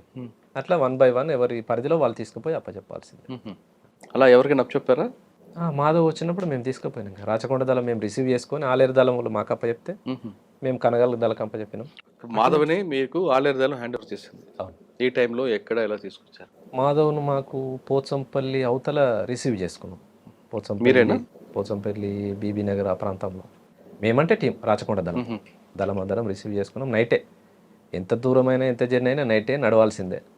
అంత పెద్ద నాయకుడు ఉన్నాడని చెప్పేసి బస్సులలోనూ అక్కడికి జర్నీలు ఉండవు, నడుచుకుంటూ వెళ్ళాల్సింది. వాళ్ళు మాకు అక్కడ రిసీవ్ చేసుకున్న తర్వాత మళ్ళీ కనగల్ దళానికి మేము అప్పచెప్పడానికి ఒక 4 days మా దగ్గర ఉంటాడు. అంత దూరం నడిచారు? 4 రోజులు నడిచి రాచకొండ దళం వాళ్ళు కనగల్ దళానికి అప్పచెప్పింది. కనగల్ వాళ్ళు కృష్ణపట్టికి అప్పచెప్తారు. అలా నల్లమలలోకి. అక్కడ నుంచి కృష్ణపట్టి అంటే నల్లమల్ల బార్డర్. అంటే మాధవ్తో మీకు అనుభవాలు చెప్పండి ఒకసారి. మాధవ్తో ఎక్కువ కాలం కలిసి ఉన్నది అంటే నల్గొండ జిల్లా ఇన్ఛార్జిగా ఉన్నాడు. అంటే స్టేట్ కమిటీ మెంబరు ఒక జిల్లాకు ఉంటారు. తను ఉన్నన్ని రోజులు మిలిటరీ క్యాంపులు జరిగేటివి, స్టేట్ క్యాంపులు జరిగేటివి, అదేంది పొలిటికల్ క్యాంపులు జరిగేటివి. ఇంకోటి మననూరు దాడికి పూర్తిగా తానే ఉన్నాడు. గైడెన్స్ పూర్తిగా ఆయనే. సాంబశివుడు కూడా ఉన్నారు కదా. సాంబశివుడు టీంలో ఉన్నాడు, కానీ ఈ మొత్తాన్ని డీల్ చేసింది మాధవే. స్టేట్ సెక్రటరీ అప్పుడు తను. Madhav state secretary. రాష్ట్ర వ్యాప్తంగా ఎక్కడ ఏం జరుగుతలేవు, ఇది ఒక్కటి మనం కొట్టగలిగితే రాష్ట్ర వ్యాప్తంగా మంచి ప్రభావం ఉంటుంది, పరిస్థితులు ఉంటాయని చెప్పేసి చేపించిన దాంట్లో మాధవ్ పాత్ర ఉంటుంది. కానీ అది ఫెయిల్ అయింది. తర్వాత దాన్ని ఆయన సమీక్షలు ఏమంటారు? ఆయన సమీక్ష జరిగింది. సమీక్షలో అంటే అదే మనకు అంతకుముందు వచ్చిన టీం ఉన్నది అనేది మనకు సమాచారం లేదు, అందుమూలంగా అది ఫెయిల్ అయింది. కానీ దాడి సక్సెస్. అంటే మీరు చాలా మందిని అంటే పార్టీ నిర్ణయం మేరకు అటాకులు జరిగాయి కదా, ఏ సంఘటనలు బాధపడ్డారా? అన్యాయంగా వీళ్ళని చంపామని కానీ, అన్యాయంగా దాడి చేస్తామని కానీ? ఒకటి రెండు జరిగినాయి, గుర్తు తెచ్చుకోండి ఒకసారి. నారాయణపూర్ ప్రాంతంలో జరిగినాయి. అంటే కొంత రాంగ్ సమాచారం. ఎట్లా అంటే ఆ రోజు 2005 పరిస్థితికి ఏంటంటే నయీం మూమెంట్ అనేది బాగా ఉంది విస్తృతంగా. ప్రతి గ్రామంలో పట్టుకుపోయి కొట్టడము, చంపేయడము, నరికేయడం. ఎవరిది? నయీముద్దీన్ ప్రాంతం. డిపార్ట్మెంట్ కంటే ఎక్కువ నయీముద్దీన్తో ఇబ్బందులు పడ్డ గ్రామాలు ఎక్కువ, కుటుంబాలు ఎక్కువ, చిన్న భిన్నమైన కుటుంబాలు. అందులో భాగంగా ఒకరిద్దరు నయీంకు కలిసిరని చెప్పేసి మనకున్న సమాచారం మేరకు ఒకటి రెండు జరిగినాయి. తర్వాతగా ఆ కుటుంబాలకు వెళ్ళి కలిసి కూడా చెప్పిండ్రు. అది కాకుండా ఇంకా ఒకటి రెండు జరిగినాయి అంటున్నా, పూర్తిగా తప్పిదాలన్నీ. అంటే ఆ సంఘటనలో బాధపడ్డారు, తప్పు చేసామని క్షమాపణ కూడా అడిగారు. మీకు మీ పనిచేస్తున్న టైంలో బాగా టఫ్ ఇచ్చిన పోలీస్ ఆఫీసర్ ఎవరు? ఇబ్రహీంపట్నం ప్రాంతంలో సిఐ కిష్టయ్య ఉండే. కిష్టయ్య బాగా ఇబ్బంది పెట్టిండు ఆ గ్రామాలని. యాచారం బెల్ట్ నుంచి యాచారం, మంచాల, ఇబ్రహీంపట్నం, సాగర్ రోడ్. కిష్టయ్య గౌడ్. రైట్. ఈ గ్రామాలన్నిటినీ బాగా ఇబ్బందులు పెట్టిండు. ఒక టైంలో అన్ని గ్రామాలలో పోయి సిపిఎం వాళ్ళు ముందరుండి ధర్నా, స్టేషన్ ముందర ధర్నా చేయించిన పరిస్థితి. బాగా ఇబ్బందులు పెట్టిండు. ఇక్కడ ప్రాంతం వచ్చేసి అక్కడ రాచకొండ వైపు అక్కడ చాలా మంది ఉన్నారు. ఎవరి పేరు చెప్పండి? సిఐ శ్రీనివాస్ ఉండే. శ్రీనివాస్ అనే పేరు, నాకు సర్నేమ్ గుర్తులేదు. అంటే పార్టీకి దెబ్బ పడింది వాళ్ళ వల్ల నష్టం జరిగింది. సిఐ రామచంద్రారెడ్డి ఉండే, చౌటుప్పల్ ఉండే, తర్వాత ఇప్పుడు డీసీపీ ఉన్నట్టు. రామోజీరావు గారు ఆ పైన ఉన్నప్పుడు ఒక దళం పక్క నుంచి కొండల మీద వెళ్తుంది, దానివల్ల పోలీసులు కూంబింగ్ చేశారు అనేది ఒక వార్త వచ్చింది. మా దళమే తిరిగేదట, రాచకొండ దళమే. ఫిలింశెట్టి దగ్గర దాకా వెళ్ళేది, కానీ లోపలికి వెళ్ళలేదు, సాహసం చేయలేదు. ఇప్పటికీ మేము ఎందుకు పోతాం, అంత అవసరం కూడా లేదు. సరే, మీరు పనిచేస్తున్న కాలంలో మీకు బాగా గుర్తుండిపోయిన సంఘటన చెప్పండి. చాలా ఉన్నాయి. ప్రతిరోజు ఎన్కౌంటర్లేనా, వారం వారం ఎన్కౌంటర్లే, పోలీసు వాళ్ళు ఎబ్బడలే, అన్ని ఇబ్బందులే. ఎక్కడో ఎన్కౌంటర్ జరిగిందంటే పార్టీలు ఎలా చర్చించేవారంటే, మీ కళ్ళ ముందే రియాజ్ ఎన్కౌంటర్ కానీ చాలా విషయాలు జరిగాయి. అవి ఏ విధంగా మీరు దాన్ని సంతాపం చెప్పేవారు? ఉదాహరణకు మేము మాధవ్ ఎన్కౌంటర్ అవ్వచ్చు, చాలా పెద్ద ఎన్కౌంటర్ మాధవ్ది. 2005లో మేము సాంబశివుడు అందరం ఇటు మహబూబ్నగర్ సైడ్ ఉన్నాం, నది అవతల సైడ్ ప్రకాశం జిల్లా సైడు మాధవ్ వాళ్ళు ఉన్నారు. ఆ ఎన్కౌంటర్ జరిగిన సాయంత్రం ఒక ఇద్దరు కామ్రేడ్స్ మళ్ళీ తెల్లారు అనుకుంటా మాకు వచ్చి కలిసిండ్రు. అక్కడి నుంచి విడిపోయిన వాళ్ళంతా వాకీటాకీలో ట్రేస్ చేసి కలిసిండ్రు. వచ్చి కలిసి బోర్డ్ అంజయ్యను ఇంకా మిగతా ఒక ఇద్దరు కామ్రేడ్స్ వచ్చి కలిసిండ్రు. మాకు వాళ్ళ ద్వారా తెలిసిందా మీకు ఎన్కౌంటర్ అయింది? వాళ్ళు వచ్చిన తర్వాత మాకు ఎన్కౌంటర్ అంటే రేడియో వార్తలో తెలిసిందే. ఇంత సమాచారం ఎక్కడప్పుడు రేడియో ఈవినింగ్ పొద్దున రేడియో వార్తలు తెలుస్తుంది. తర్వాత మిగిలిపోయిన కామ్రేడ్స్ మహబూబ్నగర్ సైడ్ వచ్చి మా టీంకి కలిసారు. సాంబశివుడు అప్పుడు మాతో పాటే ఉన్నాడు. మిగిలిన విడిపోయిన వాళ్ళందరినీ కోఆర్డినేట్ చేసుకొని తీసుకొచ్చి ఆయన అమరుడైనందుకు మీరు ఏమైనా అక్కడ సంతాపం ప్రకటించారా? సమీక్ష జరుగుతుంది, సంతాపం జరిగింది. సంతాపం తర్వాత మాధవ్ జరిగిన ఎన్కౌంటర్కి నిరసనగా ఆత్మకూరు పోలీస్ స్టేషన్ దాడి చేశారు. మీరా? ఎలా చేశారు? రాచకొండ దళమే ఆత్మకూరు పోలీస్ స్టేషన్ మీద దాడి అనేది. రాష్ట్ర వ్యాప్తంగా ఏ ఒక్క సంఘటన జరుగుతలేదు. అయితే మన ఏరియాలో చేద్దామని చెప్పేసి ఆత్మకూరు, నల్గొండ జిల్లా, ఇప్పుడు భువనగిరి పక్కన ఆత్మకూరు ఉంటుంది, మోత్కూరు పక్కన, దాని మీద దాడి చేసినాం. దాడి చేసి ఒక ఎస్ఐ చనిపోయినట్టు, ముగ్గురు కానిస్టేబుల్ చనిపోయినారు. వెపన్స్ దొరికాయి? అప్పుడు వెపన్స్ దొరకలే. ఓకే, మనకున్న సమాచారం ఏంటంటే దాంట్లో స్ట్రాంగ్ రూమ్లో వెపన్స్ ఉంటాయి, కానీ డిపార్ట్మెంట్ తక్కువనే ఉంటారు. దాంట్లో ఒక 6-7 మంది ఉంటారు. ఎస్ఐ దగ్గర మాత్రం పిస్టల్ ఉంటుంది. లోపల 303 వెపన్స్ ఉంటాయి కానీ అవి వాడరు, స్ట్రాంగ్ రూమ్లో ఉంటాయని సమాచారం. అచ్చా. ఆ విధంగా దాడి చేసినాం, పోలీస్ స్టేషన్ కొంత బ్లాస్ట్ చేసినాం, కానీ ఆ స్ట్రాంగ్ రూమ్ తీయలేకపోయినాం. మాధవ్ ఎన్కౌంటర్కి రిటాలియేషన్ చేశారు. అవును. ఆ విధంగా ఇంకేమైనా చేశారా? అదొక్కటే ఆత్మకూరు పోలీస్ స్టేషన్ ఒకటే దాడి చేసినాం. దాడి చేసి ఒక ఎస్ఐ దగ్గర పిస్టల్ వచ్చింది, మిగతా 3 కానిస్టేబుల్ ఏమో చనిపోయినట్టున్నారు. ఎస్ఐ ఎవరు అప్పుడు? మహమ్మద్ జిలానీ అచ్చా, ఓకే. ఎస్ఐ. మీకు 2 వీలర్లు అని ఎక్కడ దొరికేవండి అప్పుడు? సంబంధించిన వాళ్ళు మన వాళ్ళు ఉంటారు కదా, అంతా మిలిటెంట్స్, సానుభూతి పరులు వాళ్ళయే. గుట్టల్లో కూడా చాలా ర్యాష్ డ్రైవింగ్ చేస్తారు సుభాష్ అంటారు, అట్లా ఏం లేదు, అందరితో పోయినట్టే అన్నట్టు. కానీ బాగా పేరుంది కదా. నాకు బయట వెహికల్ అసలు డ్రైవింగే రాదు, పార్టీలో పోయిన తర్వాతనే డ్రైవింగ్ నేర్చుకున్నాను. నేర్చుకున్నారు, కానీ ఆ గుట్టల్లో చాలా ఫాస్ట్ డ్రైవింగ్ చేయగల సమర్థుడు సుభాష్ అని పేరు పోలీసులు. దేవులమ్మ నాగారం దగ్గర ఒకసారి వెంటబడ్డారు. అయితే నేను మీరు ఎలా గుర్తుపట్టారా వాళ్ళు? గుర్తుపట్టలే. మురళి నేను సిటీకి వేరే పని మీద వెళ్ళినాం. మురళి అంటే మెదక్ జిల్లా అతను. పోయి బండి మీద వచ్చి బైక్ గుట్ట కింద పెట్టి మేము పైకి వెళ్ళిపోయినాం. పైకి వెళ్ళిపోయినప్పుడు అక్కడ చుట్టుపక్కల ప్రాంతాల బర్లకాడుల్లో లేకుంటే జీవాల దగ్గర ఎవరో చూసిండ్రు. సమాచారం ఎటో పోయింది. దాదాపు జీవాల కాడులు, పశువుల కాడులు చెప్పరు, పార్టీకి పూర్తి పట్టు వాళ్ళే. కానీ అదేందో మరిగా అంటే ఎవరో ఒకరు జరిగింది, లీక్ అయింది. ఆ రోజు గుట్ట మీద దళం ఉన్నది, ఉన్నాం. తెల్లారి పొద్దున్నే లేచి ఇక కాలకృత్యాలు తెచ్చుకొని బయటికి సెంట్రీ చూసేటప్పుడు బర్రెలు వరుసగా వస్తున్నాయి, బర్రెలు వస్తున్నాయి అని అన్నారు. అదేంది నల్లగా వస్తున్నాయి అని అన్నారు మన వాళ్ళు. బర్రెలు అవి ఉంటాయి, సరిగా చూడరు అన్నారు. బర్రెలు కాదు, ఏదో తేడా కొడుతుంది అని అనుకున్నాం. ఇంకొంచెం దగ్గర బైనాక్యులర్ పెట్టి చూసేకల్లా కూమింగ్ టీం వస్తుంది. అటు వస్తురా, మన దిక్కు వస్తురా, కనిపెట్టురు అని చెప్పాం. కరెక్ట్గా మేము బండి ఎక్కడైతే కింద పార్క్ చేసినామో ఆడికే వస్తున్నారు, అక్కడికే వస్తున్నారు. ఇది బాగలేదు, బండి దొరికితే బండి ఇచ్చిన ఆయన పని అవుతుంది. అప్పటికప్పుడు నేను సివిల్ అయ్యి షార్ట్ వెపన్ పెట్టుకొని కిందికి వెళ్ళిపోయినా. నేను గుట్ట దిగి దగ్గర కొట్టాలి, వాళ్ళు వచ్చేసారు బండి దగ్గరికి. ఓకే. ఆ బండి తీసుకోలేకపోయినా, బండి వాళ్ళు పట్టేసుకోరు.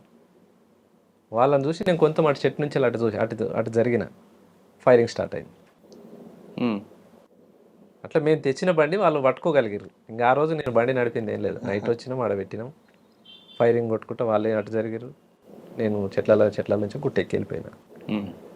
అదే బండి వేసుకొని 1 కిలోమీటర్ దాకా వాళ్ళ బండి మీద పోతూ ఫైరింగ్ కొట్టిరు వాళ్ళే. అంటే నేను ఎటు వెళ్ళిపోయినా అనేది స్టేట్ బాటం ఉరికినా అనేది వాళ్ళు అనుకున్నారు, కానీ నేను బాటం పోలే, ఇటు గుట్టెక్కిన. సిటీలో కూడా వచ్చేవారు కదా, ఎందుకు?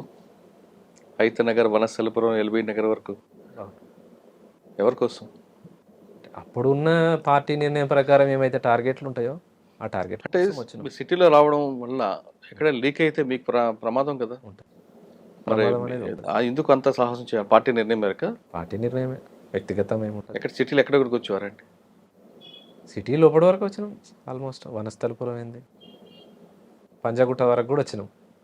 మనకు అనుకున్న టార్గెట్లు రీచ్ కాక కొంత ఆ విధంగా వచ్చి మిస్ అయినట్టు ఎవరున్నారా? ఈ లోపల వేరే పనుల మీద వచ్చినాము.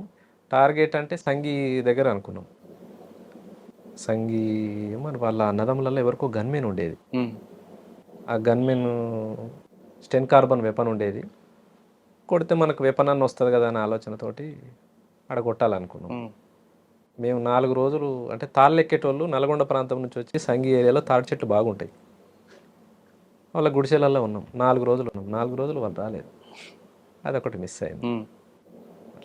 ఇంకొకటి డిఆర్డిఎల్ దగ్గర సెక్యూరిటీ ఉంటుంది కదా, వాళ్ళ దగ్గర ఎస్ఎల్ఆర్లు ఉన్నాయని చెప్పేసి మనకు మిత్రుడు చెప్పిండు. ఇక్కడ ఎవరో సెక్యూరిటీ ఉంటున్నారు, ఆ టార్గెట్ చేస్తే మనకు ఒక 5-4 ఎస్ఎల్ఆర్లు వస్తాయి అనే సమాచారం ఇస్తే మన వాళ్ళు అంటే డిఆర్డిఎల్ అని తెలియదు. ఆ కామ్రేడ్ వచ్చి జిల్లా కమిటీ వాళ్ళకి చెప్పినందుకు జిల్లా కమిటీ వాళ్ళు నాకు చెప్పి నువ్వు ఒక టీం వేసుకొని పో, అక్కడ ఏదో 4-5 వస్తాయట మనకు ప్రయత్నం చేస్తే అనేసి అంటే టీం ఎంగేజ్ అయ్యి వచ్చినాం. తీరా చూస్తే అది డిఆర్డిఎల్. అక్కడ కొట్టి మనం ఎక్కడ ఎస్కేప్ అవుతాం, ఇది కష్టం, అసలు మన పని అవుతుందని చెప్పేసి దాన్ని రిట్రీట్ చేసుకున్నాం. అందులో భాగంగా అంతకన్నా ముందు 2005 కంటే ముందు హైతనగర్ రిక్కీ చేసినాం. Hayathnagar police station, Keesara police station, Maheshwaram police station, Kandukur police station, outskirt జిల్లాలల్లో అంటే సిటీ అవుట్స్కట్స్ ప్రాంతాల్లో ఉన్న ఈ పోలీస్ స్టేషన్లో రిక్కీ చేసుకున్నాం.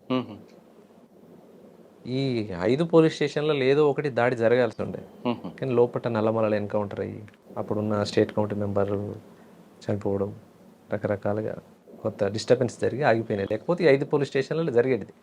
మీరు పంజాగుట్టకు వచ్చి షాన్బాగ్ దగ్గర ఒక centre committee member Thakkadipalli Vasudevarao alias Ashanna కలిశారని వార్త ఉంది, వాస్తవం? అంటే ఆశన్ననే అనేది నాకు తెలియదు. ఇప్పుడు పార్టీ పలానా మనిషిని మీరు కలిసి రావాలి, మాట్లాడేది ఉంది, పోయి రండి అని అంటారు, పోయి వస్తాం, వచ్చారా? పోయి కలిసి ఉంటాం. కానీ తన ఆశన్న అనేది ముందు చెప్పరు. వచ్చిన తర్వాత కలిసారా లేదా? కలిసిన, కానీ తాను ఆశన్న నాకు కూడా తెలియదు. ఇప్పుడు సుదర్శన్ ఒకసారి కలిసిండు, అంతకుముందు ఇంకో స్టేట్ కమిటీ అతను ఒకసారి కలిసిండు, అట్లా చాలా మంది కలిసిండ్రు, కానీ తానే ఆశన్న అని నాకు తెలియదు. ఆయనతో కలిసి ఏం మాట్లాడారని? ఏమన్నా అప్పుడు ఏం మాట్లాడిన షాన్బాగ్ హోటల్ ఉండొచ్చు. సిటీలో పంజాగుట్ట దాటి కూడా వచ్చారా మీరు? వచ్చినాం. ఎంతవరకు వచ్చారు? సిటీ అంతా తిరిగేది, సివిల్ కదా, ఎవరు గుర్తుపడతారు? సివిల్ వచ్చి కుకట్పల్లి ఆల్విన్ కాలనీలో అక్కడ కొంత షెల్టర్ తీసుకున్నారు, వాస్తవం? నేను రాలేదు. మీరు రాలేదా? నేను రాలేదు. కుకట్పల్లి ఆల్విన్ కాలనీ నేనైతే ఇటైతే రాలే, కుక్కట్పల్లి సైడ్ పంజాగుట్ట లాస్ట్ పంజాగుట్ట వచ్చింది. అదే కుకట్పల్లి పంజాగుట్ట షాన్బాగ్ హోటల్ దగ్గరికి వచ్చారనేది అప్పుడు వార్త వచ్చింది, ఆశన్న కలుస్తున్నారు వీళ్ళని. సిటీ ప్రాంతం కూడా నాకు అంతకు తెలిసిందేం కాదు, ఎవరైనా తోడు తీసుకొని వచ్చేది తక్కువ. మీరు ఒక లక్ష్యం కోసం వెళ్ళారు, చేశారు కొంత, మరి ఎందుకు బయటికి ఎందుకు వచ్చారు? పోలీసులు వేధింపులకా, లేదంటే మీ కుటుంబం మీద ఉన్న మమకారమా, లేదా కేసులు ఎక్కువ అవుతున్నాయనా? కుటుంబం మీద ప్రేమనే అంతే. ఇంకా కేసులు ఇబ్బందులు అనేటివి ఉన్నన్ని రోజులు అవి ఉంటాయి, ఎప్పటికి ఉండే ఉంటాయి. ఓకే, కుటుంబం మీద ప్రేమతోనే. అప్పుడేమన్నా రమ్మానన్నా? వాళ్ళు ఎప్పుడైనా రమ్మంటారు, చేసిన కాడికి చాలు, ఇంకెందుకు వచ్చేసి అనేది చెప్తారు వాళ్ళు. మీరు వర్గ పోరాటం కోసం వెళ్ళారు, కానీ కన్న తల్లి వీళ్ళందరూ కేసులు వేయి పోలీసులు బూతులు తిడుతుంటే బాధ అనిపించలేదు ఎప్పుడు కూడా? ఉంటుంది, బాధ ఉంటుంది, బాధ మనకి అనిపిస్తుంది. జన్మనిచ్చిన తల్లిదండ్రులని మనం సరిగ్గా చూసుకోకపోతే. అంటే ప్రతిరోజు కలుస్తున్న జనాలలో తల్లిని తండ్రిని చూస్తున్నాం కదా. చూస్తారు కరెక్టే, కానీ మనకి రక్తం పంచిపుట్టిన తల్లి ఆమె కదా. మీరు వర్గ పోరాటం వాళ్ళే తల్లిదండ్రి కాదని జనాల్లోనే తల్లిదండ్రులు చూస్తాం, కానీ ఇక్కడ మనకి జన్మనిచ్చిన తల్లి వేరు కదా, తండ్రి. వాస్తవం అన్నట్టు అంటే ఇబ్బంది మీలాంటి ఉంటుంది. వాళ్ళు లోపలికి వెళ్ళడం వల్ల, అంటే మీరు ఒక మంచి ఉద్దేశం వెళ్ళారు, దాంట్లో ఎవరు తప్పట్టరు. మీకు అందరికి కూడా కన్న తల్లి కన్నా ప్రజలే అమాయకులే, ప్రజలే మీకు వాళ్ళే తల్లిదండ్రులు. కానీ ఇక్కడ ఈ తల్లిదండ్రులు మనకి జన్మనిచ్చిన వాళ్ళు కూడా బాధపడతారు కదా. మీ మీద కేసులు పెట్టి మీ మీద మిమ్మల్ని కోసం మిమ్మల్ని వేధించడానికి పోలీసులు వాళ్ళని తీసుకెళ్ళి బూతులు తిట్టడం, కొట్టడం అని చేస్తున్నప్పుడు ఈ రకమైన ఇబ్బందులు ఉంటాయి అనేది ఆల్మోస్ట్ అందరికీ తెలిసిందే, అవి అనుభవిస్తున్నాయే.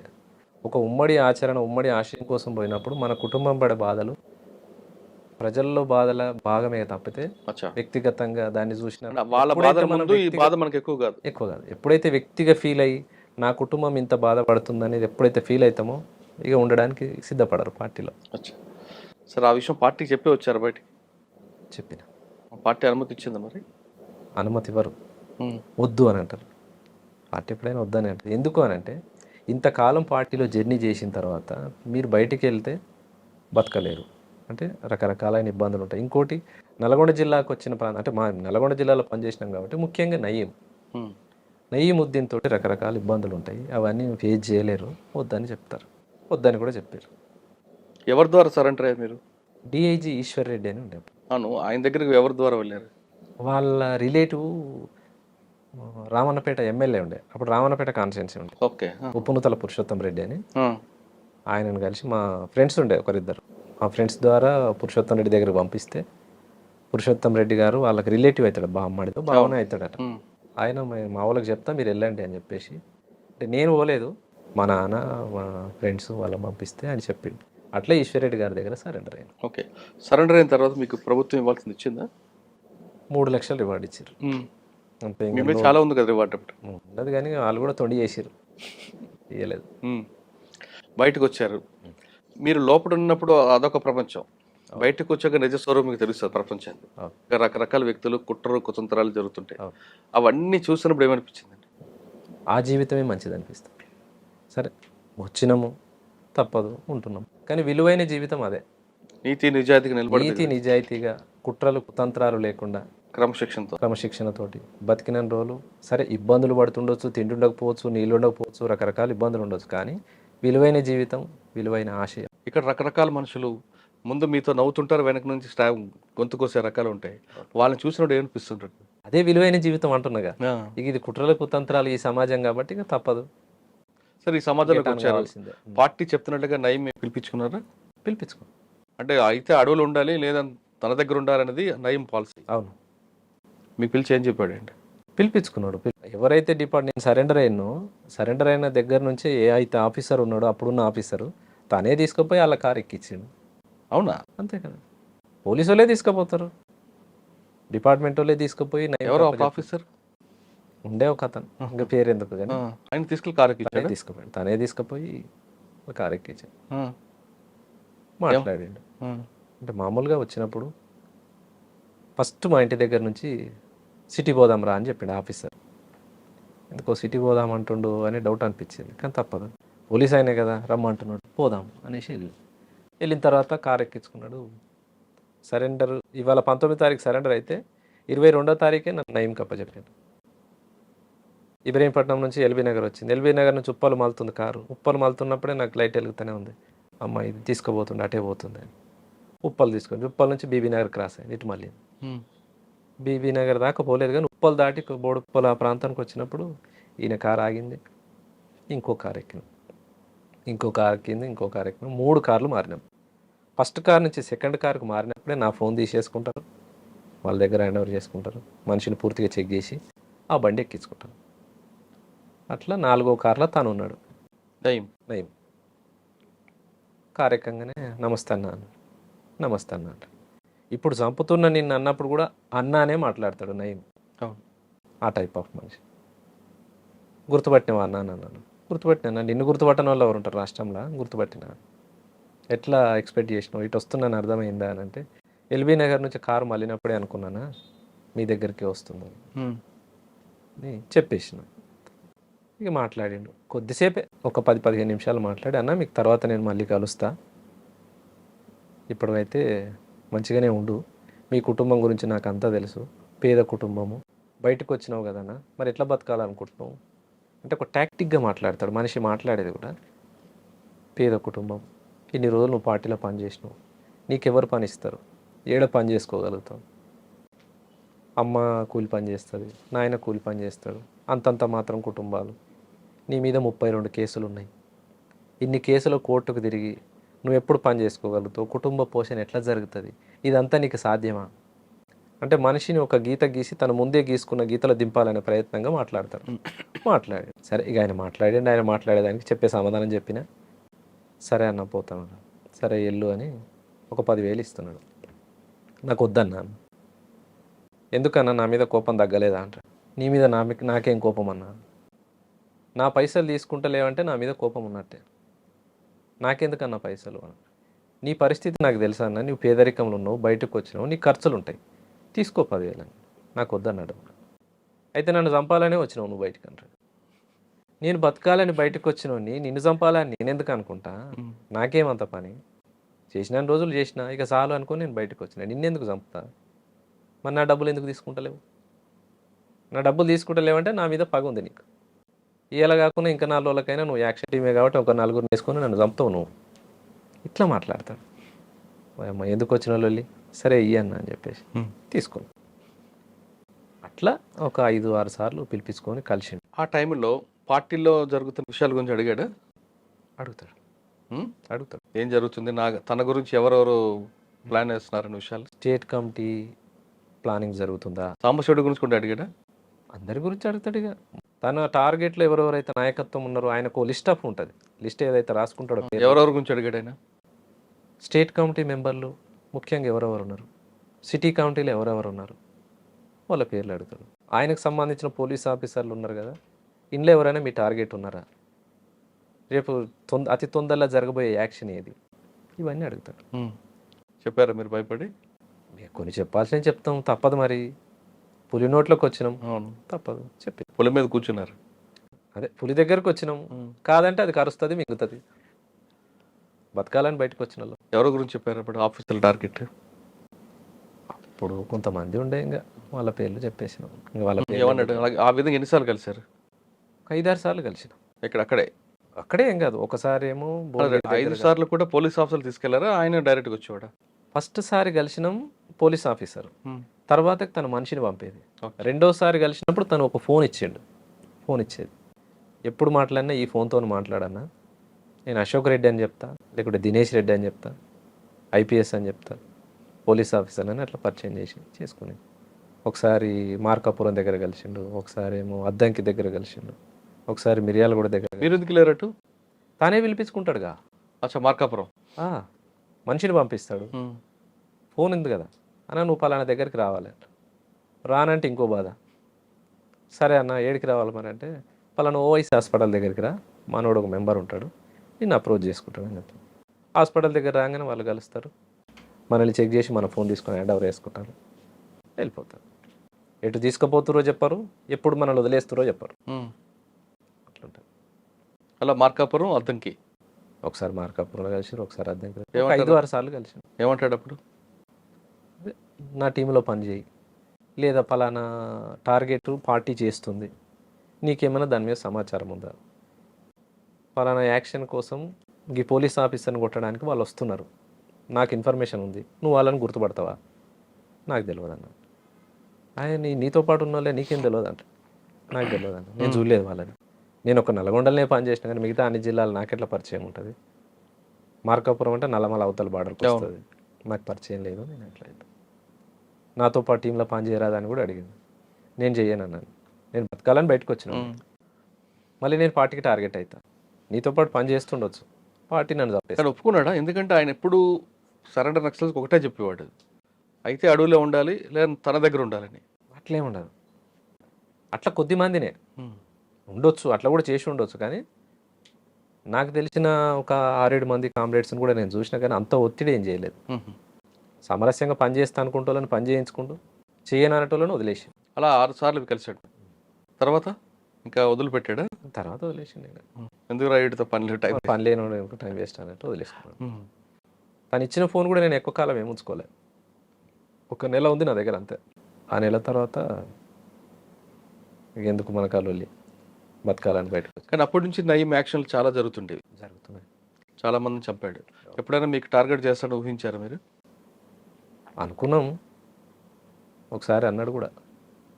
ఒక దగ్గరికి మా దగ్గర జనహర్ష అనే వెంచర్ ఉంటుంది, అవును, జనహర్ష వెంచర్ రమణమూర్తిది. అది ఆ అవును. వెంచర్ కాడికి వేరే పని మీద మా మిత్రుడు నేను ఇద్దరం కలిసి పోయినాం. సరే ఆయనకేం లావాదేవీ ఉందో నాకు తెలియదు, మామ గిడి దాకా పోదాంరా అంటే పోయినాం. ఇక తనే మాట్లాడుకుని నేను బయట కూర్చున్నా, వచ్చేసిన. తెల్లారి ఫోన్ వచ్చింది, డబ్బులు వసూలు చేస్తున్నావు అంటాడు. ఎక్కడన్నా అని, పలానా జనహర్ష కంపెనీ దగ్గరకు పోయినావుగా అన్నాడు. పోయినా అన్నాడు. మరి ఏం మాట్లాడినవాడు అంటాడు. నాకు తెలియదు, నేనేం మాట్లాడలే, మా మామ రమ్మంటే పోయినా, మా మామ మాట్లాడుకున్నాడు. ఏం మాట్లాడుకుండో ఆయనకేం లావాదేవీ ఉంది నాకేం తెలుసు. లేదు నువ్వు డబ్బులకే పోయినావు, నువ్వు డబ్బులే వసూలు చేస్తున్నావు, నిరూపించన్నా, నేను నిజంగానే డబ్బులు అడిగినట్టు నువ్వు నిరూపించు, నువ్వు ఏ శిక్ష చేసినా నేను సిద్ధమే, నువ్వు వేడికి రమ్మన్నా వస్తా అని చెప్పాను. నువ్వు అట్లా ఇట్లా ఎక్స్ట్రా అని మాట్లాడండి. సరే అన్న మీ ఇష్టం, నేనైతే బయటకు వచ్చిన, మీకు దొరకని ప్లేస్లో అయితే లేను, నా ఇల్లు తెలుసు, నేను ఏడుండేది తెలుసు, అంతా మీకు తెలుసు, మీ ఇష్టం అన్న. ఇంకా అప్పటి నుంచి బంద్గా, ఇంకా ఫోన్లు లేవు, మనిషి లేవు. కానీ కొంతమంది మీ పేరు చెప్పి వసూలు చేశారని వార్త ఉంది అప్పట్లో. అవును, వాస్తవం, వాస్తవం వసూలు చేసారు. అంటే మీకు తెలిసి జరిగింది, తెలియకుండా జరిగింది? మాకు తెలుస్తాయి. పార్టీ ఎవరిని కూడా సిద్ధపడదు అట్లా, అంటే మీరు చెయ్యరని ప్రోత్సహించదు. ఒకవేళ అట్లా మాకు తెలిసి తను చేసిండు అని అంటే మేము శిక్షించిన సంఘటనలు చాలా ఉన్నాయి. అంటే పార్టీలు ఉన్నప్పుడు కాదు కదా, బయటకు వచ్చిన తర్వాత గువ్వల మహేష్ పేరు మీద దందాలు జరిగేవి అనేది వార్త. నాకు తెలియదు. రియల్ ఎస్టేట్ మీరు చెప్పారు, జనహర్ష, రమణమూర్తి కానీ ఆపోజిట్ పార్టీ వాళ్ళ దగ్గర కానీ మిమ్మల్ని చూపించి వసూలు చేశారని. ఇక వాళ్ళు చేసుకున్న సంఘటనకు నేను ఎట్లా బాధ్యుని అయితే, అట్లా జరిగి ఉండొచ్చు, నాకైతే తెలియదు. తెలియక జరిగితే జరగదు. సార్ బయటకు వచ్చారు, ప్రశాంత జీవితం గడుపుతున్నారు, అంటే మీ జీవన విధానంలో కొనసాగుతుంది? ప్రస్తుతానికైతే వ్యాపారం చేసుకుంటూ ఉన్నాం. ఏం వ్యాపారం? ప్లాట్లు బిజినెస్. ఒక 4 కలిసిన ఫ్రెండ్స్ ఒక ప్లాట్ వచ్చింది అనుకో, తలా 1,00,000 వేసి ప్లాట్ కొనుక్కొని దానికి కొద్దిగా ఆ ప్లాట్ లో ఒకవేళ వివాదం వస్తే మాజీ నక్సలైట్ అని చూపిస్తారు మిమ్మల్ని? ఎక్కడ కూడా చూపించలేదు ఇప్పటి వరకు, ఒక్క కేసు కూడా లేదు నా మీద. గుడ్. అప్పుడు నక్సలైట్లలో ఉన్నప్పుడు 32 కేసులు తప్ప ఇప్పటి వరకు ఒక్క కంప్లైంట్ నా మీద, ఒక్క కేసు కూడా లేదు ఎన్ని సంవత్సరాల కాలం. గ్రేట్. అట్లా జరిగి ఉంటే ఎన్నో కేసులు అయ్యేటి. అవును, అది రాకూడదని కోరుకుందాం. ఎక్కడ కూడా నేను ఇప్పటి వరకు నేను చెప్పాను, నా ఎమ్మటి ఉండే మిత్రులు కూడా చెప్పారు నా పేరు, అంత అవసరం కూడా లేదు. అది ఇంకా మంచిది. ప్లస్ అది బ్యాడ్ టైం ఉందో అక్కడి నుంచి స్టార్ట్ అవుతుంది. అంటే హైదరాబాద్ ఈ ప్రాంతంలో ఉన్నాం కాబట్టి ఇప్పుడు నడుస్తున్న బిజినెస్ అదే. ఇంకోటి వాస్తవానికి ఏంటంటే ఉద్యమంలో పని చేసిన వాళ్ళం ఇంకో దగ్గర పని చేయలేము. ఒకరి కింద ఎట్లా చేయగలుగుతాం అనేది ఒకటి. కొన్ని ఈగోస్ ఉంటాయి. అక్కడ విలువలతో కూడిన జీవితం చూశారు. అవును. ఇక్కడికి వచ్చిన తర్వాత కొంతమంది చేతులు దాల్చడం ఇబ్బందిగా అనిపిస్తుంటది కదా. ఇబ్బంది అనిపిస్తుంది. ఉమ్. వాస్తవమే. ప్రతిరోజు లేచి నుంచి పడుకున్న దాకా జరుగుతున్నాయి అన్నీ అవే కదా. కాదండి, మీరు ఒక క్రమశిక్షణ విలువలు దాంతో ఉన్న ఉద్యమంలో పనిచేస్తారు. ఆ పార్టీ నేర్పేది అది. ఇక్కడికి వచ్చిన తర్వాత ఆ విలువలతో ఉండాలనుకుంటే ఆత్మగౌరవం దెబ్బతింటది. అవును. ఆత్మగౌరవం ఉంది కదా అని మీరు కాముకుంటే ఆకలి వస్తుంది. ఆకలి చంపుకోవడానికైనా ఆత్మగౌరవం చంపుకుంటారా, ఆత్మగౌరవం కోసం ఆకలి చంపుకుంటారా? అంటే సిద్ధాంతపరంగా అప్పుడున్న రాజకీయాలు ఆ విలువలతో ఇప్పుడు మనం బతకాలని అంటే నిజానికి కొంత ఇబ్బందికరమైందే. మరీ ఎట్లా మనం బతకాలని చెప్పి ఇబ్బందులు పడి మనం ఉండలేం కదా. అంటే విలువలను తగ్గించుకొని బతకాల్సిన అంత అవసరం ఏం లేదు. సరే ఇవాళ మనకు రూపాయి దొరుకుతుంది, ఆ రూపాయే చాలు. 10 రూపాయల కోసం అడ్డదారులు దొక్కాల్సిన అవసరం లేదు. కరెక్ట్. ఉన్న దాంట్లోనే ఉన్న సర్దుకెళ్ళిపోవాలి. దాంట్లోనే చదువుకుంటాం. అన్న మధ్యమడుగు ఎన్కౌంటర్ సో చెప్పండి, ఎలా చేశారు, ఎలా జరిగింది, ఆ రోజు ఏం జరిగింది? మధ్యమడుగు ఎన్కౌంటర్ అంటే మేము స్టేట్ కమిటీ ఏదో మీటింగ్, జిల్లా కమిటీ మీటింగ్ జరిగింది. నల్లమల ప్రాంతంలోనే జరిగింది. అంటే మధ్యమడుగు అవతల ప్రాంతం. అక్కడి నుంచి నల్గొండ టీం విడిపోయి నల్గొండ టీం నల్గొండ జిల్లా కంటే కృష్ణపట్టి ఏరియాకి వచ్చేటప్పుడు ఇప్పలపల్లి టు మధ్యమడుగు మధ్యలో రోడ్ ఒకటే రోడ్, అది రావడం పోవడం. వస్తున్నాం దాటేటప్పుడు నైటు దాటలేమని చెప్పేసి మాతో పాటు 2 కామ్రేడ్స్ జ్వరం వచ్చి పడుకున్నారు. వాళ్ళు జ్వరం ఉన్నది బాగా, మలేరియా అందరికి ఇబ్బంది. నల్లమల మలేరియా వస్తుంది కామన్గా. నడవలేని పరిస్థితిలో ఈ నైట్ ఇక్కడ ఉందాంలే, ఈ నైట్ ఇక్కడ ఉండి పొద్దున రోడ్డు దాటుదాం అనుకున్నాం. తెల్లారింది 5:30, 6 ప్రాంతంలో రోడ్డు దాటుతుంది. దాటేటప్పుడు ట్రాక్టర్ తిరుగుతుంది రోడ్ ఎమ్మటి, ఒకటే సౌండ్ వస్తుంది. ఈ దగ్గర పట్ల అసలు పొలాలే లేవు, కానీ ట్రాక్టర్ సౌండ్ వస్తుంది. ఏదో సౌండ్ వస్తుంది, ట్రాక్టర్ తిరుగుతూ ఉంది. పొలం దున్నుతుందని ఒక కామ్రేడ్, ఏదైనా ఉండొచ్చులే మరి దున్నకాలు, రైతులు కట్టెలు ఎరువు సప్లై ఉంటాయి కదా, అదేమనుకున్నాం. కానీ మా దగ్గరనే అటు ఇటు తిరుగుతూ ఉంది. అది ఇదేదో తేడా కొడుతుంది, కొంత గమనించండి అని చెప్పేసి పైలట్ టీంను పంపించినాం. ఎంతమంది ఉన్నారు అప్పుడు టీంలో? 15 మంది ఉన్నాం. స్టేట్ కమిటీ ఉందా? మేమే రాచకొండ కృష్ణపట్నం నల్గొండ జిల్లాకు సంబంధించిన టీం. ఓకే. వస్తున్నాం. పైలట్ టీంను ముందు పంపితే చూసిండ్రు. వాళ్ళు చూసి ఏం లేదన్నా ట్రాక్టర్ ఏదో పని మీద పోతున్నట్టుంది అని అన్నారు.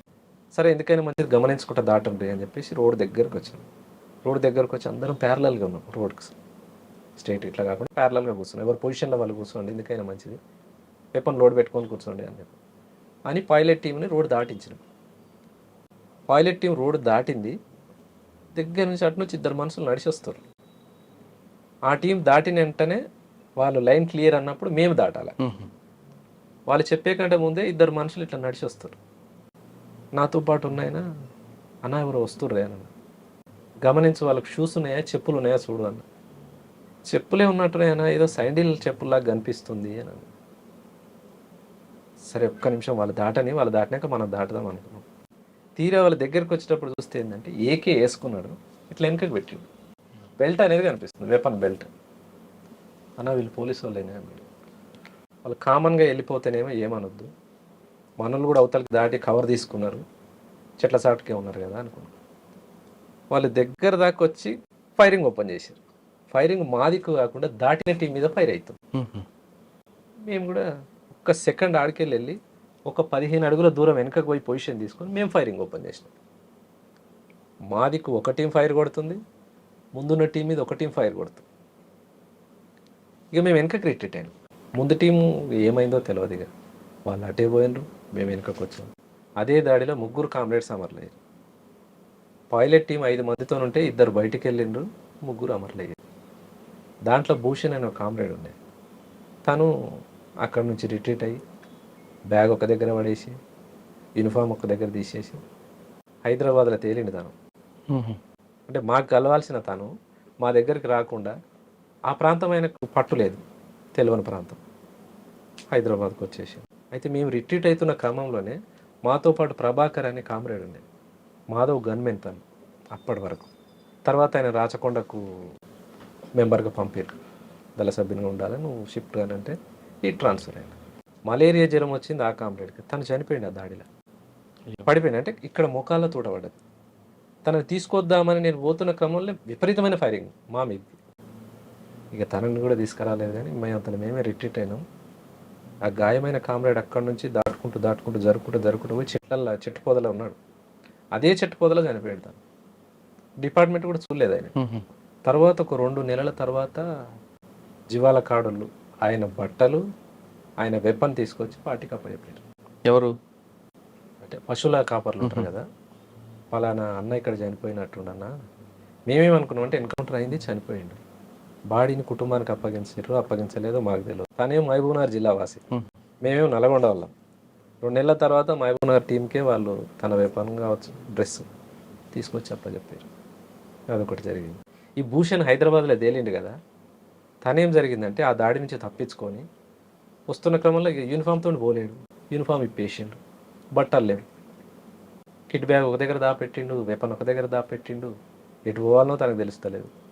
ఇంకా వస్తున్న క్రమంలో వర్షంలో అంటారు, పత్తి చేలు ఉంటాయి బాగా, పత్తి చేలలో బెదురు పెడతారు కదా, ఓ బొమ్మ వేసి బొమ్మకు బట్టలు తొడు, ఆ బట్టలు వేసుకొని ఊర్లోకి వచ్చిండు ఆ మనిషి. ఊర్లోకి వచ్చిండి, ఆడికి వెళ్ళిన తర్వాత 1 నెల తర్వాత మళ్ళీ వచ్చి మాకు కలిసి తను బస్సు ఎక్కి హైదరాబాద్కి రావడానికి ఒక 4 రోజులు టైం పట్టింది తనకు.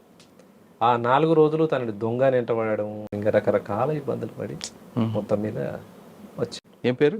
భూషణ్. ఉన్నారు ఎప్పుడైనా? లేడు, చనిపోయిన తర్వాత ఊళ్ళోకి వచ్చినాక చనిపోయింది. దాసిరెడ్డి కూడా తను సాంబశివుడు వాళ్ళ ఊరే. ఓకే. సార్ ఫైనల్గా చెప్పండి, చాలామంది ఇప్పుడు మీరు చూస్తున్నారు, మీరు ఒక సిద్ధాంతం కోసం లోపలికి వెళ్ళారు, పని చేశారు, బయటకు వచ్చారు, ఇంట్లో అమ్మా నాన్న మీద మమకారంతో.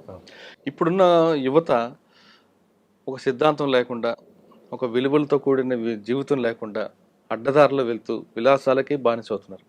అటువంటి వాళ్ళని చూసినప్పుడు ఏమనిపిస్తుంటుంది? వాళ్ళకి ఇచ్చే మెసేజ్ ఏంటి? అంటే ఇదంతా కూడా ఏంటంటే రాజ్యము కావచ్చు, పాలక వర్గాలు కావచ్చు, పెట్టుబడిదారు వ్యవస్థ, సామ్రాజ్యవాద మూలంగా ఇంటర్నెట్, జూదము, మీరు అంటున్న ఇవన్నీ వాస్తవాలే. యువత చెడు మార్గం వైపు పోతున్నది, కానీ దీని సన్మార్గంలో నడపాల్సినటువంటి మెసేజ్ అనేది రాకపోవడం మూలంగా జరుగుతుంది. అంటే ఆ మెసేజ్ ఎవరు ఇవ్వాలి? రాజ్యమే ఇవ్వాలంటారా, లేదు కన్న తల్లిదండ్రులు ఇవ్వాలా, గురువు ఇవ్వాలా, సమాజం ఇవ్వాలా? తల్లిదండ్రులు ఇవ్వాలి, గురువులు ఇవ్వాలి, సమాజం కూడా ఇవ్వాలి. ముఖ్యంగా ప్రభుత్వాలదే బాధ్యత. మాదక ద్రవ్యాలు కావచ్చు, డ్రగ్స్ కావచ్చు, మందు కావచ్చు, ఇది విచ్చలవిడిగా ఇవాళ గ్రామాలల్లో విలయ తాండవం ఉన్నది. గ్రామాలల్లో, మారుమూల గ్రామాలలో 7th 6th చదివే పిల్లలు కూడా గంజాయికి అలవాటు అవుతారు. అవును. దీనికి ఎవరు అడ్డుకట్టేయాలి? ప్రభుత్వాలే ముందు జాగ్రత్త చర్యలు తీసుకొని దాన్ని అడ్డుకట్టేసినప్పుడే సాధ్యమవుతుంది. నువ్వు నేను మన ఇద్దరం అనుకుంటే జరిగేది కాదు కదా. ఎందుకు ప్రభుత్వం ఎందుకు తీసుకోవాలి? తల్లిదండ్రుల బాధ్యత లేదు? తల్లిదండ్రులు కూడా బాధ్యతే. ప్రభుత్వానికి ఎంత బాధ్యత అయితే ఉంటుందో తల్లిదండ్రులదే బాధ్యత. కానీ తల్లిదండ్రులు ఎంతవరకు తీసుకోగలుగుతారు? పొద్దుననంగా పోరాడు బయటకు పోయిండు అనుకో, వాడు రోజంతా దినచర్య ఏముందో కదా, అసలు ఎక్కడి నుంచి వస్తుంది, ఇది ఏం జరుగుతుంది అనేది. అంటే సమాజానికి బాధ్యత ఉంది, తల్లిదండ్రికి బాధ్యత ఉంది, అంతకన్నా ఎక్కువ స్థాయిలో ప్రభుత్వాల బాధ్యత ఉంది.